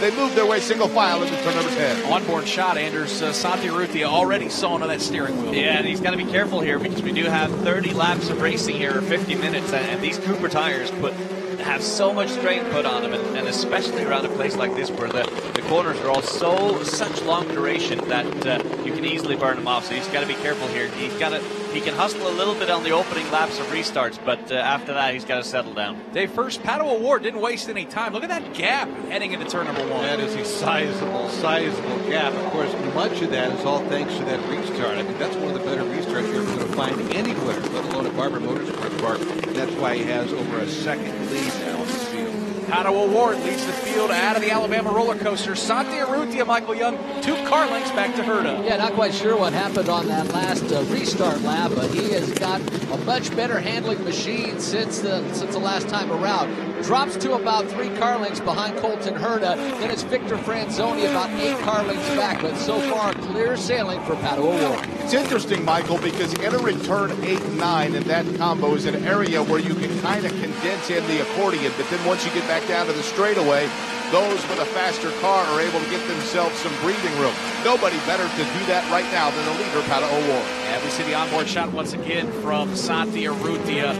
Keeping pace. He is making Colton Herta sweat a little bit early on. And just looking at his hands going through turn 10 and 11. That is such a quick, switchback corner there, and the way that he just has to correct in the middle. That is not a nice feeling as a driver, but he handles it also well, and that's an awesome view from the onboard camera. Yeah, never good to be flipping that steering wheel to the left through a right-hand turn or right through a left-hand turn, but they doing 150 miles an hour, might I add. They say loose is fast, but you think that's a little too much? No, I actually think with the Cooper tires, the car likes to be driven free, and what I mean by that is it likes to not have too much steering input going through the corners. So it is the fastest way around, but it is very, very difficult to keep the rear underneath you. Field making their way back up the hill out of turn number 5. The lead for Pato O'Ward looks like it's about 10 to 12 car lengths. Santi Urrutia, though, Jake, still hounding Colton Herta for second spot. And he has gotten himself some breathing room over Victor Franzoni, that 4th place machine. So the top 3 checked out just a little bit. O'Ward with a sizable gap to Colton Herta. Then that gap you have between Herta and then Urrutia. A lot of fun, Dave, first watching these guys slinging around this racetrack. Street course events that we started the season at St. Petersburg, it's all about just the bumps and trying to get those cars to turn. But here, I think these drivers, all of them, you talk about the IndyCar Series, Indy Lights, or up and down the Mazda Road to Indy, they really enjoy this style of racetrack. No, they do. They talk, and they get a lot of time here. That's the thing. Through testing and whatnot, they get a lot. That's why yesterday, when Urrutia only turned the 8 laps in qualifying, he brushed it off because he has spent so much time in testing. You go back to last year, these guys love coming to this race course. It is bad fast when they get going, and right now, Pato O'Ward is the guy to beat. Look at that. Yeah, my goodness. 1.6 second lead right now in the field. And Michael Young, he just set the fastest lap of this race, continues to pick him up and lay him down. I'd have to give a hats off to Colton Herta as well. The lead last time for Pato O'Ward seemed to be a little bit bigger, albeit 3 or 4 car lengths. But the big thing to note here is that Colton Herta is starting to pull away from Santi Urrutia, and so far Santi Urrutia pulling away from Victor Franzoni. Not a lot of battles going on, Jake Query. Yeah, that front 5, because the 5th would be Ryan Norman, and then a pretty decent gap back before you get those that were caught up in that early incident. That is Dalton Kellett, and then behind him, that rookie Solis. Everybody now single filing clean in through turn number 11. These, of course, are the future stars of the Verizon IndyCar Series. It is one step below. Think of it as college football before the NFL, or maybe AAA baseball before making it to the majors. And Anders, year after year, this series produces those talent. And just look no further than the IndyCar champion 1 year ago, Joseph Newgarden, who won the Verizon IndyCar Series championship. This series continues to produce some incredible talent. It does, and never has it been more relevant as well with the new aero kit for IndyCar. These 2 cars now actually drive very similarly. We saw Matthias Leist come into the IndyCar and say, yeah, the car actually drives very, very similarly, which is why he did so well in the streets of St. Petersburg. So I think we're really, really seeing a strong correlation there, and in addition to the fact that you drive on the same tracks as IndyCar from USF 2000, so you get to know these tracks, and for street course racing especially, you're never going to get to see that track until race weekend, so it carries huge value, and then obviously also the opportunity to get to learn oval racing from sort of the USF 2000 to then the Pro Mazda and then the Freedom 100 with Indy Lights. Yeah, that's the cool thing, Rob Houghton. It doesn't just start in Indy Lights here in the Mazda Road to Indy. There's a couple steps below, and you're standing by with a gentleman who has already gone to victory lane here at Barber. This guy's actually done it here before in USF 2000, but I have Parker Thompson, who just won his first Pro Mazda race. And to get the season off to a start like this, you got a couple pretty good runs in St. Petersburg, Parker, but you get that first win here at Barber. 2 poles already. Maybe tomorrow morning try to go 2 for 2. Give me your thoughts on winning here today. Oh, winning here is unbelievable, Rob. I mean, you look, Barber Motorsports Park is the place I got my first USF 2000 pole, first USF 2000 win. Now I come here, I get my first double pole of my career on the Mazda Road to Indy, and we came away with a win today. So extremely special weekend. My hats are off to the Exclusive Autosport crew. They've done an unbelievable job. They've given me a solid car, and now my thoughts are on the focus tomorrow to try and go get 2 for 2. Incredible journey so far for Exclusive Autosport. They make their debut in USF 2000 last year. You're able to give them their first wins, a double weekend win at Toronto. They debut in Pro Mazda Championship this year as they're continuing to develop up the Mazda Road to Indy, and you've given them the first win here. It could be kind of a carbon copy of Toronto. Talk a little bit about Michael Duncalf and that team.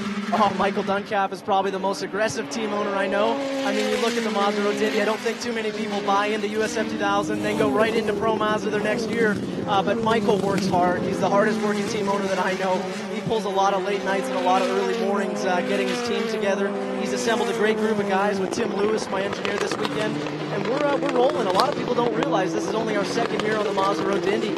And it's our rookie year in Pro Mazda along with myself. They took a rookie driver over maybe an experienced a veteran. They took me, and it's pretty cool. We're all Canadian. They're from Saskatchewan. I'm from Alberta. It's a pretty cool all-Canadian thing we got going on. You talk about the race itself. You qualified the pole. That's important. You were able to get through turn 1, 2, and 3, and then you really just jetted away. How good have you guys developed that car, and how confident were you in the balance as that race went on?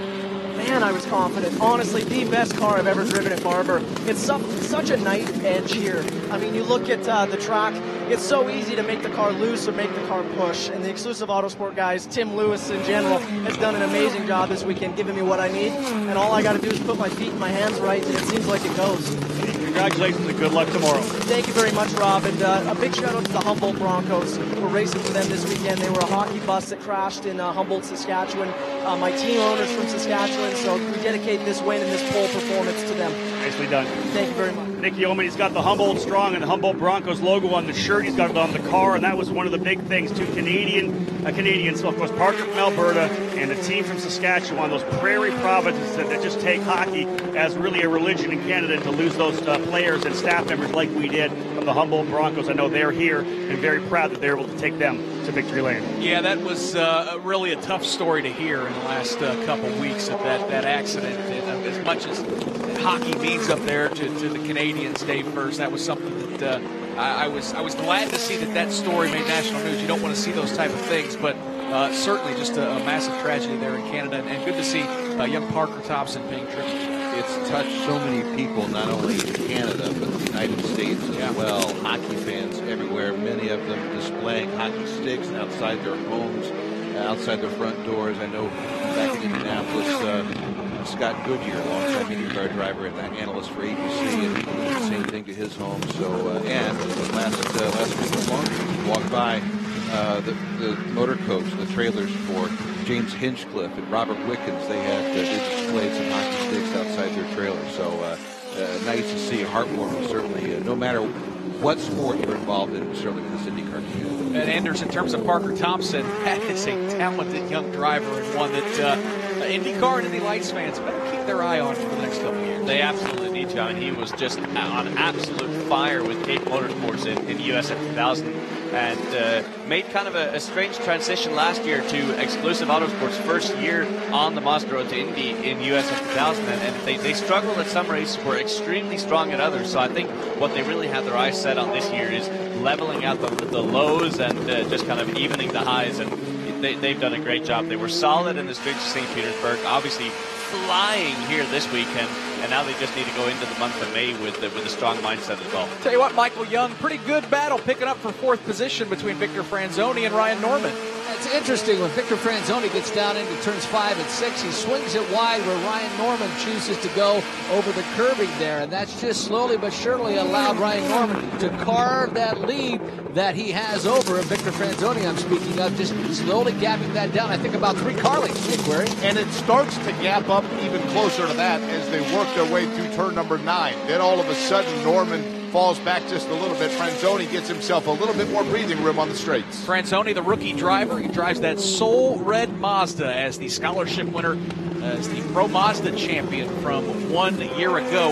Anders, he's a very talented rookie. Ryan Norman is a guy who it took last year to get up to speed, and those two starting to battle a little bit here at Barber. He said talented rookie, but he's got to calm his hands down. I've been paying attention to him for the last few corners. He is all over the place, and the problem is he's going to wear out those Cooper tires. The rear tires are going to fall off this wagon if he doesn't start calming it down here. So, very, very talented guy and very spirited driver, and that's what we've seen from him in the Road to Indy the last few years. But looking at his hands, he is far too busy, and that's going to burn those tires right off. They head to turn 5, Michael Young. Yes, indeed. Down to 2 car lengths as Ryan Norman closes in on that rear wing of Victor Franzoni. Franzoni with a better exit out of turn number 6 as they go back up the hill down towards turn number 7. That gap as Ryan Norman starts to close it back up is 5 car lengths. Ryan Norman again trying to close in on Franzoni. Santi Urrutia has himself a wide margin before you get back to Franzoni in that 4th position. But Victor Franzoni is not able to get that same breathing room between himself and Ryan Norman. Still about a 3-car length advantage. Here's how they run at Barber Motorsports Park with 13 in the books, 17 laps to go. It is Pato O'Ward with a 1.2 second lead over Colton Herta. Herta had that down to about 0.8 of a second, but O'Ward has started to pick the pace back up. Santi Urrutia runs in 3rd, 3.5 seconds back. Then this battle for 4th we've been talking about between Franzoni and Ryan Norman as they run 4th and 5th. Dalton Kellett, after the problems in the early spin, he runs in 6th position. Alfonso Solis, making his Indy Lights debut, runs in 7th. And the only car out of the race is Aaron Telitz, who will finish 8th today. Back to that battle for 4th. It's 3 or 4 car lengths, Michael Young, as they roar out of the Alabama roller coaster. Just got out of turn number 4. Let's see how Franzoni enters turn number 5. A little bit closer to that curbing this time. As I said, the last couple of laps, he's been swinging it wide, was able to get down to that curbing, and that allowed Ryan Norman to close up ever so slightly, but that gap seems to be about the same as it was last time through. It's still Victor Franzoni over Ryan Norman. Norman again trying to stalk him in as they work their way that elevation change, that long spiral that is turn number 9. But again, once they get to the bottom of it, Franzoni is able to get through the gearbox fast enough to give himself again another car length advantage as they work their way through. Dave, first, of course, as I mentioned, Mazda, the title sponsor on that car for Victor Franzoni as the scholarship winner, and that company, boy, oh boy, their commitment to motorsports and in particular open wheel racing here in the United States is pretty impressive, as Franzoni, again, won the Pro Mazda Championship a year ago, and he gets the free ride into the Indy Lights Series. Not only the Mazda Road to Indy, but I know you had the pleasure of calling a couple MX5 races. Boy, those weekend. Races are so much fun. Those guys are a lot of fun to watch. I was going to say, I mean, it's like it's unlike anything you've ever seen. I mean, they're pretty much cars you can buy in a showroom, pretty much, and throw them out there and race them. You know. Well, I mean, I really wanted to do an MX5 Cup race myself, but I've always said that if I did, I would need full insurance because I have a distinct advantage. Wait, are you saying that's a problem? Can we slap I have a tendency to get close, sometimes too close to the cars around me, yes. I think we could probably slap a few IndyCar radio logos on that thing, right? Ooh. I mean, if that title sponsorship was up for grabs, I'm all for it. I don't know if it's worth that much. I think you'd be a little disappointed. Again, we're watching the battle for 4th. It's easily the best one on the racetrack. How valuable, Anders, is this for Victor Franzoni being pressured by Ryan Norman early in his Indy Lights career? It's crucial, more so for him to manage his tires because the races in Pro Mazda are quite a bit shorter, and also the tire degradation isn't as big in Pro Mazda because it's a lighter car, way less horsepower. This power plant, the Mazda MZRR, is a 2-liter power plant that puts out 450 horsepower, but it's turbocharged, which means that before the turbos really spool up in the middle of the corner, it doesn't have that much power, but once the turbos come in, it really, really kicks in, and if you're not careful with the throttle application, that could really, really destroy the rear tires. So a great exercise for him in managing that, and something, again, that'll relate directly to the Verizon IndyCar Series. Michael, Ryan Norman gets closer and closer every lap.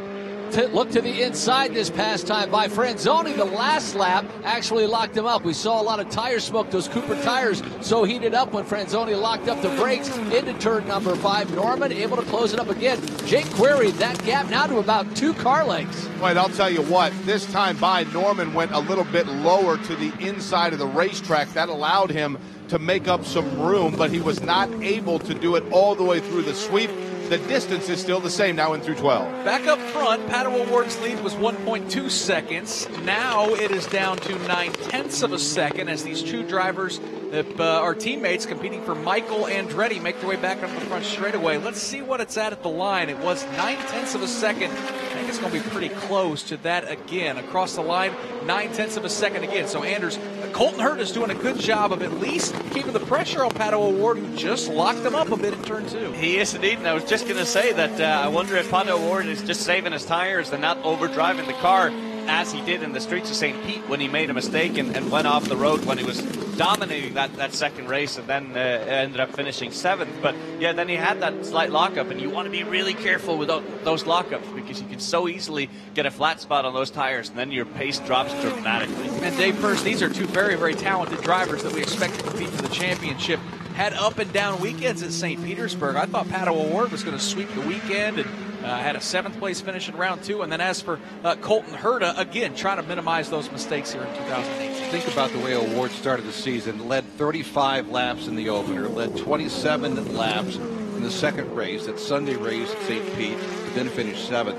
I mean, lessons learned. We're going to find out really quick here in the next 20 minutes or so what Pato O'Ward learned from the lessons at St. Pete. But question for you, Anders, when you hear the guys on the radio say, hey, save your tires, it's easier said than done. Oh, man, it is not easy, and especially when you're looking in your rearview mirror and someone's catching you, and looking at the car of Pato O'Ward right now, I think he's struggling with a little bit of an imbalance in that car because he looks like he has a lot of understeer going into the corners, and then suddenly he gets a snap loose on the way out, and that's a very, very difficult thing to manage. It's down to 0.8 of a second as they roar out of the Alabama roller coaster, not close enough to challenge Michael Young. How about that battle for 4th? Well, almost a battle for the lead, Nick Young, but Pato O'Ward locked him up down in Charlotte's Web. That allowed Colton Herta to nearly pull up underneath the rear wing. That gap now to 4 car lengths. Then it's Santiarutti all by himself. Franzoni and Norman, another 4 car lengths back for 4th and 5th. And that battle for the lead is heating up. Colton Herta is right on the rear wing of Pato O'Ward. As a matter of fact, he was trying to squeeze inside of him through turn number 9. Couldn't make the move, but Pato O'Ward suddenly has company in the form of Colton Herta. Anders, he is there. Colton Herta has closed on the back of Pato O'Ward, and you saw it kind of play out down there in turn 5. Oh, and now Pato O'Ward runs wide through turn 14. He's got to be careful here. Colton Herta is absolutely flying. That car is dialed. I'm looking at his steering inputs. That car is just hooked up. Here they come out of turn 17 across the start-finish line.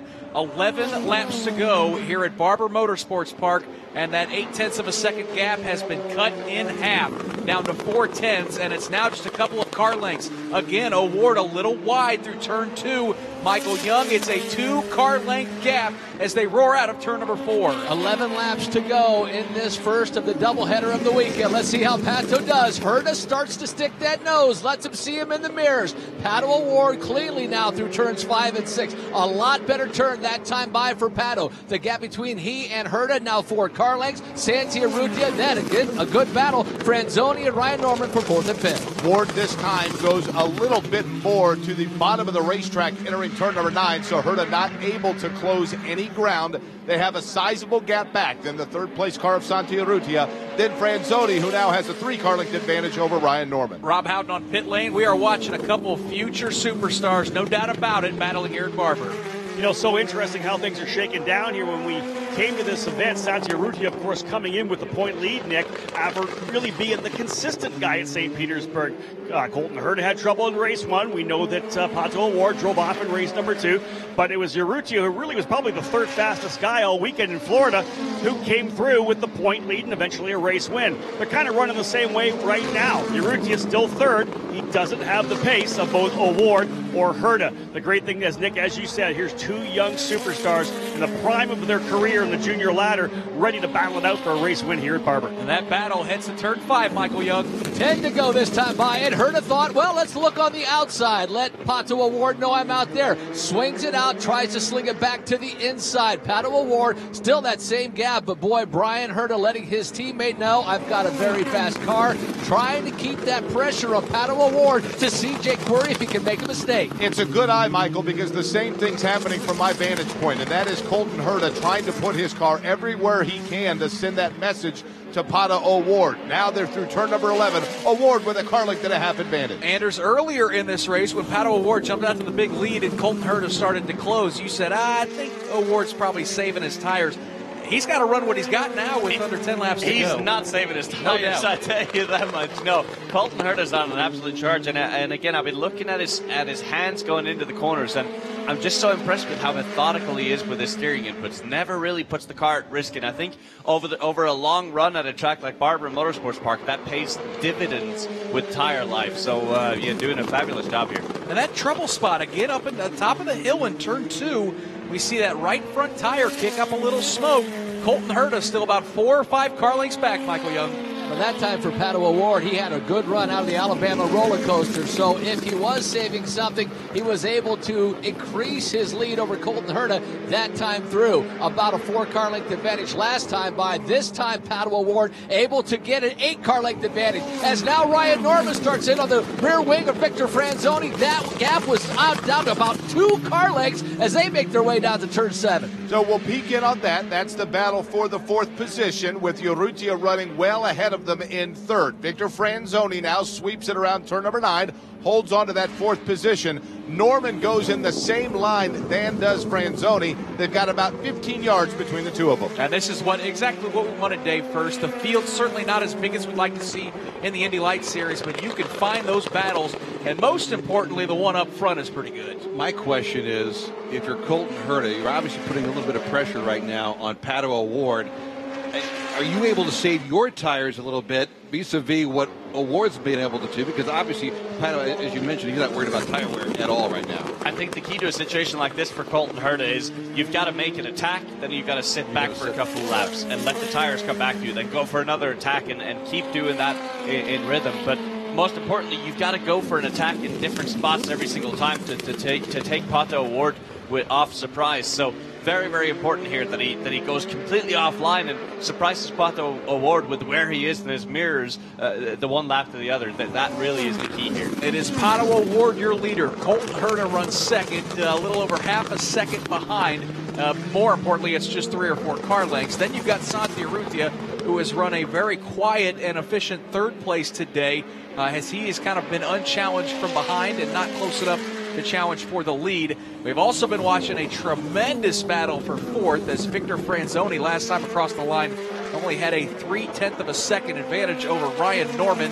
Dalton Kellett runs 6th. Alfonso Solis runs 7th. Aaron Telis is out of the race in 8th. And Anders, you're watching Colton Herta really hustle that race car. Just about jumped out of my seat as he went off track, coming off turn 14 there, and that's a very difficult spot to manage when you go off track like that. So he did a good job of recovering, but he doesn't want to have too many offs like that. Bottoming out like that is the worst thing you can do for an open wheel race car such as this. Very, very easy to do damage to the underside of the car, to the diffuser and all the aero bits underneath the car, and that'll reduce your downforce level drastically. 7 laps to go, and the leaders head to turn 5. Colton Herta locked him up big time last time 3 at about 200-yard foot marker. Colton Herta locked him up all the way down into turn number 5. Now laying back a little bit on Pato O'Ward, and now further back, Ryan Norman locks him up into turn number 5. Was trying to make a move around the outside of Victor Franzoni. Norman locked him up at turn number 5, and that cost him big. That gap for 4th now to 8 car lengths. O'Ward got a little bit high exiting turn number 9. That allowed Herta to make up some ground, but now Norman trying to make up where he left off in the form of catching Franzoni. That distance now is still about 6 car lengths. Yeah, there was a ton of smoke off the tires of Ryan Norman, who made a really, really deep charge to Victor Franzoni in turn number 5, and I don't know how Norman didn't slide that car off of the racetrack. Back up front, though, it is Pato O'Ward. The advantage for him over Colton Herta is 4 or 5 car lengths. Across the line, 6 laps to go as these drivers for Andretti Autosports setting up for a good finish here at Barber Motorsports Park. Once again, right front tire lock up a bit for Pato O'Ward. He'll get that strong charge out of the Alabama roller coaster, Michael, as they head to turn 5. And Pato O'Ward has been able to manage the charge of Colton Herta down to about a 6-car length gap. Again, 2 laps ago was a big moment for Colton Herta as he locked him up, trying to get those Cooper tires cooled back down to allow himself one more charge. Now Santiarucci not really falling into the grasp of Victor Franzoni, but that gap for third now closing up a little bit. But if Colton Herta wants to get it done, Jake Query, he's got to hurry. Entering the last 20% of this race, Colton Herta really was not able to pounce on the one time that O'Ward might have gotten a little bit offline. Taking a look now at that battle for the 4th position, it's Franzoni with Ryan Norman there. That seems to have settled itself out just a bit compared to the last couple of circuits by. Dave, first, these are 2 young drivers. We give them a lot of credit. Neither one of them cracking or making any big mistakes here at Barber Motorsports Park. These are very veteran-like drives for both of them here, and this just the 3rd race this season. O'Ward and Colton Herta. Question for you, Anders. If you're Herta, you're watching, you can tell now, by now anyway, where O'Ward is really struggling. What horses on this race course. He's locking up. I mean, this gap's really closing in. So, knowing that in the back of your mind, what can you do to help make up that gap a little bit? I tell you, you've just got to be aggressive whenever you show yourself in the mirrors of Pato O'Ward.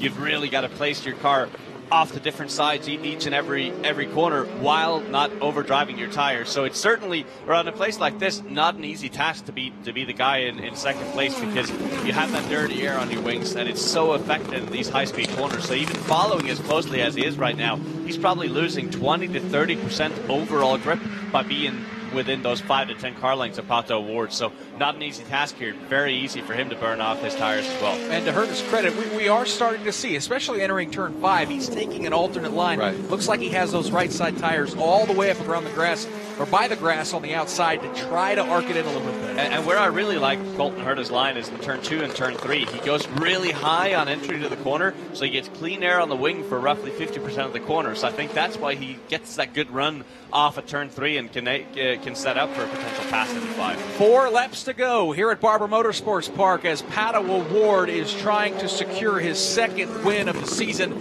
Entered this weekend 2nd in points, 8 back behind Santiarucci, who runs in 3rd. Once again, a couple varying lines out of the Alabama roller coaster as the leaders head to turn 5. Yeah, and for Colton Herta, he really had his opportunity about 5 laps ago. Pato O'Ward's been able to find a rhythm right now, and as Anders Krohn had said, he was just missing his marks and overdriving the car. He's settled it back in now that Colton Herta has kind of given, I don't know, about 5 car lengths back. It's a 10 car length gap between the leader and 2nd place, then Santiarucci. But again, that battle's starting to heat up as Ryan Norman trying to close the ground. He lost to Victor Franzoni for 4th. Again, that is the battle for 4th, like you said, Michael, and it has Victor Franzoni right now. Literally, as he makes that long sweep, it's as though he is pulling Ryan Norman just behind him. But then once they get out of that right-handed turn number 9 and get in some acceleration before turn number 10, that's where Franzoni's able to get himself a little bit of room. Yeah, I was wondering if Norman would be able to charge back up to challenge Victor Franzoni after that big lockup in turn 5, but he has done just that. Out of turn 17, 3 to go now. Pato O'Ward has been perfect here in the late stages of this race. The advantage now up to 1.2 seconds. Anders, he is starting to pull away from the American Colton Herta. Yeah, and exactly what Michael Young said. He has settled down a lot here. Again, paying attention to his hands in the car. That's such a good indication of exactly how good the car is, and he really has dialed it down here. He's slowed down the entries to the corners. That puts less strain on the tire going into the corner, so he can have a more smooth line throughout the duration of each corner, and he's done a fine job of that. So his tires probably have come back to him, whereas in the case of Colton Herta, who's been stuck in that turbulent air, he's burned those tires off by now. That 1.2 second lead, Pato O'Ward over Colton Herta, that's what it was about 6 or 7 laps into this race. So everything all of a sudden reverting back to what we saw earlier in this race. And it's still not comfortable by any means for Pato O'Ward. It's not like he can Nobody's just cruise breathing it again, home. But he is breathing. Yes, he is just that. Yeah, it was certainly a nice charge by Colton Herta, but he is running out of time as they're going to see 2 laps to go here as Colton Herta and Pato O'Ward charge through the carousel here, turns 16 and 17. Nice swooping corners. You can carry a lot of speed through there onto the front straightaway. 2 to go for Pato O'Ward here at Barber Motorsports Park over Colton Herta. The lead now 1.3 seconds. Santi Urrutia, haven't talked much about him as he runs in the 3rd position. A little bit further back, Michael, let's look in on that battle for 4th here with just a few laps to go. Victor Franzoni has it, but Ryan Norman has been hounding him for the majority of this race. Working our penultimate lap, and it is indeed, it looks like everybody content with where they run right now. Pato O'Ward and Herta through turns 5 and 6, then it's Santi Urrutia, but Ryan Norman coming on strong. Looks to the outside of Victor Franzoni, then tucks it back to the inside. That time Ryan Norman got a really good run out of turn number 6. Down the hill, down into turn number 7. Ryan Norman running out of time, but he's going to look to the inside of Franzoni for 4th. Franzoni was able to just barely hold him off. Norman came into turn number 9 like he had been slung out of a slingshot. Franzoni was able to hold him off, though, and again get himself a little bit of a margin. Called a 2-car length advantage for Victor Franzoni. Boy, Anders, Victor Franzoni's finished 4th in the first 2 races. This is going to be about as hard-earned of a 4th place finish as you're able to see. Well, I think Yukos Racing probably tried telling him before the start of the season, you've got to be consistent, but the only issue with that is when everyone else is winning races ahead of you in the championship chase, that's not enough, but still a huge learning curve here for Victor Franzoni. Meanwhile, up front, it is Pato O'Ward who has seen the white flag here at Barber Motorsports Park. He's being chased by Colton Herta. Michael Young, he'll roll up out of the Alabama roller coaster for the final time. You'll see our leader, but let's also keep an eye on that great battle for 4th place here on the last lap. Indeed, and for Pato O'Ward, a 1st, then that disastrous 7th in the 2nd round in St. Petersburg. Cruising to victory, it looks to be for this final time. Made that pass around his teammate in turn number 5 on the opening lap. It's so far Pato O'Ward, then it's the machine of Colton Herta, Santi Urrutia, and Jake Query. That battle for 4th still starting to close in. Ryan Norman has one last gasp to try to get over 4th. And he's not going to be able to make that move at least through the 9-10 combo. Franzoni able to hold off Ryan Norman. We're still 2 weeks away from the 19th birthday of Pato O'Ward, but Nick Yeoman, he's going to have an awful lot of celebrating, it would appear to do. No doubt about it. It's a doubleheader weekend, and Pato O'Ward is going to kick it off with a victory here at Barber Motorsports Park. Out of turn 17, the young driver from Mexico will score his 2nd win of the season as he runs across the start-finish line. He'll see the twin checkered flags. It is Pato O'Ward, your winner here at Barber Motorsports Park in race number 1. Colton Herta comes home 2nd. Santi Urrutia finishes 3rd. Victor Franzoni holds off Ryan Norman by just 0.4 of a second. So Franzoni finishes 4th, and Ryan Norman comes home 5th. Let's go to pit lane and Rob Howden. Standing by here with Michael Andretti. 3 of your young Chargers putting on a bit of a show there. A big win for Pato. Of course, Colton pushed hard. Then Ryan Norman going at it at the end there, trying to get by Franzoni. Was that as much fun to watch for you as it was for us? I don't know if it's fun. I don't know if that's the word. It's nerve-wracking, I think, is more like it. But they did a good job. They raced good and clean. And, I'm really proud of both of them. I'm proud of the whole team. They've done a great job so far all weekend. And see what happens tomorrow. I think both Colton and Pato making mistakes at St. Petersburg. For them to come back here and race as hard as they did and not make any mistakes, I think that's a character-building move for them. Oh, no question about it. But, this is a training series, so you're supposed to make mistakes now and learn from them, and obviously that's what they did. Thank you, Michael. Thanks. Nick Yeoman, a pretty happy car owner down here. Yeah, and that's some great comments from Michael Andretti. Nobody's come into Indy Lights, Anders, and been perfect. Everybody makes mistakes, and Pato O'Ward certainly threw away a win in race 2 at St. Petersburg. But, boy, the other 2 starts, he has been perfect as he picks up his 2nd win. He has indeed. He needs to be perfect the remainder of the year because someone like Santi Urrutia, with all the experience in the world now, you betcha he's not going to throw away any results after the seasons he's had the last 2 years. So he needs to keep this up. When he's in a position to win the race, he's got to win the race. But when he's having a tougher run back in 3rd, 4th, 5th, he's got to take that as well. And, Dave, it wasn't a victory for Colton Herta or Santi Urrutia, but those podiums seem to add up when you get to the end of the season. If you're consistent, you got some top 5s, chances are you're going to have a chance at winning the championship at the end of the day. By the way, not only a win for Pato O'Ward, he now has the points lead as well, one better than Santi Urrutia. Yeah, it's going to be a fun championship to watch all season long as drivers like Pato O'Ward, Colton Herta, Santi Urrutia, maybe Victor Franzoni as well before the season ends. Right now, though, kind of looking like Santi Urrutia and Pato O'Ward are going to be the guys to watch in this championship. But it is mighty early. This is just the third race of 17 in this championship. Pato O'Ward has taken that red, white, and green Mazda for Andretti Autosport into victory lane, where he will celebrate momentarily. I'm going to hop out of that race car and talk to Rob Howden. Here is your final running order. Pato O'Ward picks up the win, second of his career and second of the season. Colton Herta comes home in the second position. Santi Urrutia from Uruguay gets the final step on the podium in third. Victor Franzoni finishes in fourth today at Barber Motorsports Park. Ryan Norman comes home in fifth. His Andretti Autosport teammate Dalton Kellett finishes sixth. Alfonso Solis did a nice job completing all 30 laps in his Indy Lights debut.